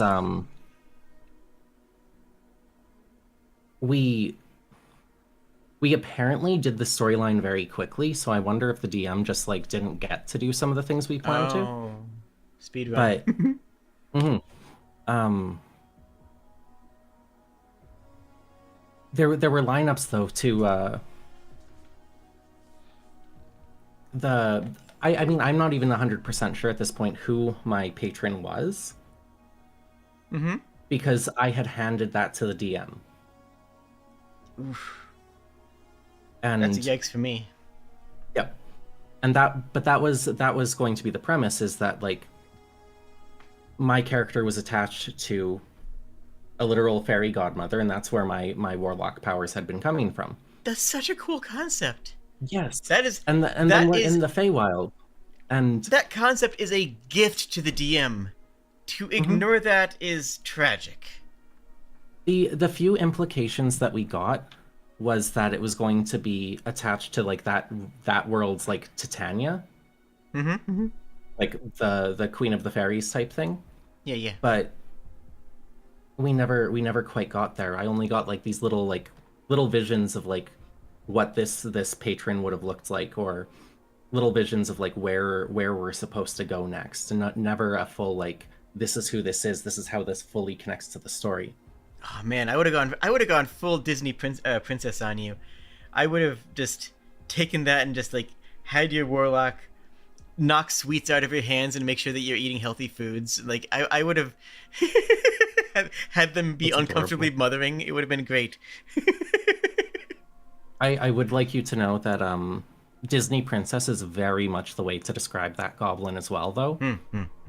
Once she was in the Feywild and realized mechanically leveled up and got some cool skills, but realized how her powers worked and that she could do more in the Feywild than in the non-Feywild, whatever realm it was. I flavored absolutely everything as a magical girl. Nice. And it very much was every moment just like she just wanted to be a little princess from that point forward. Unless it was battle. She was fucking brutal in combat. Oh no. That was something I liked to play up in her character was she was really nice and sweet and like peppy about like everything, and kind of ditzy. It's that like lack of direction, just like going along with the crowd, being happy and being friendly with everyone to get by. And then combat comes in, and she'd look over to her best friend, the one that she grew up with, and just kind of ask for permission. And then Feral Goblin is the best way to put it.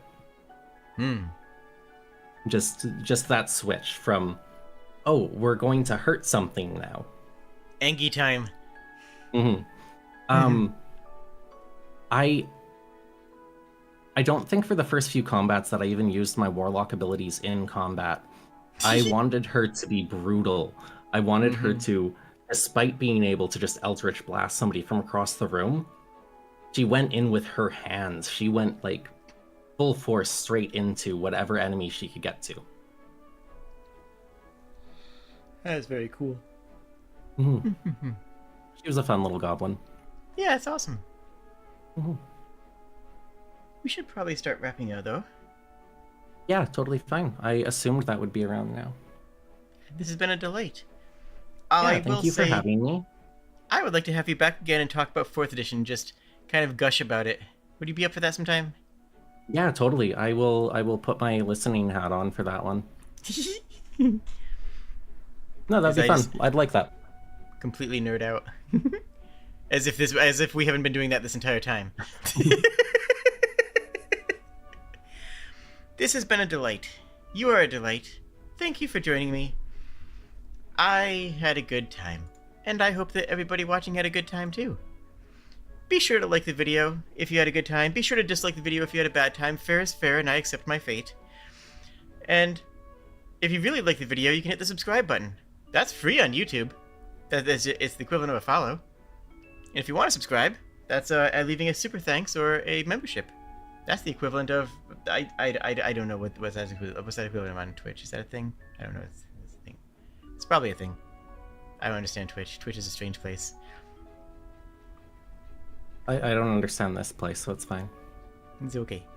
Thank you everybody who joined. You are all wonderful, and I appreciate all of you. And I hope that you have a wonderful evening. Cheers, friends.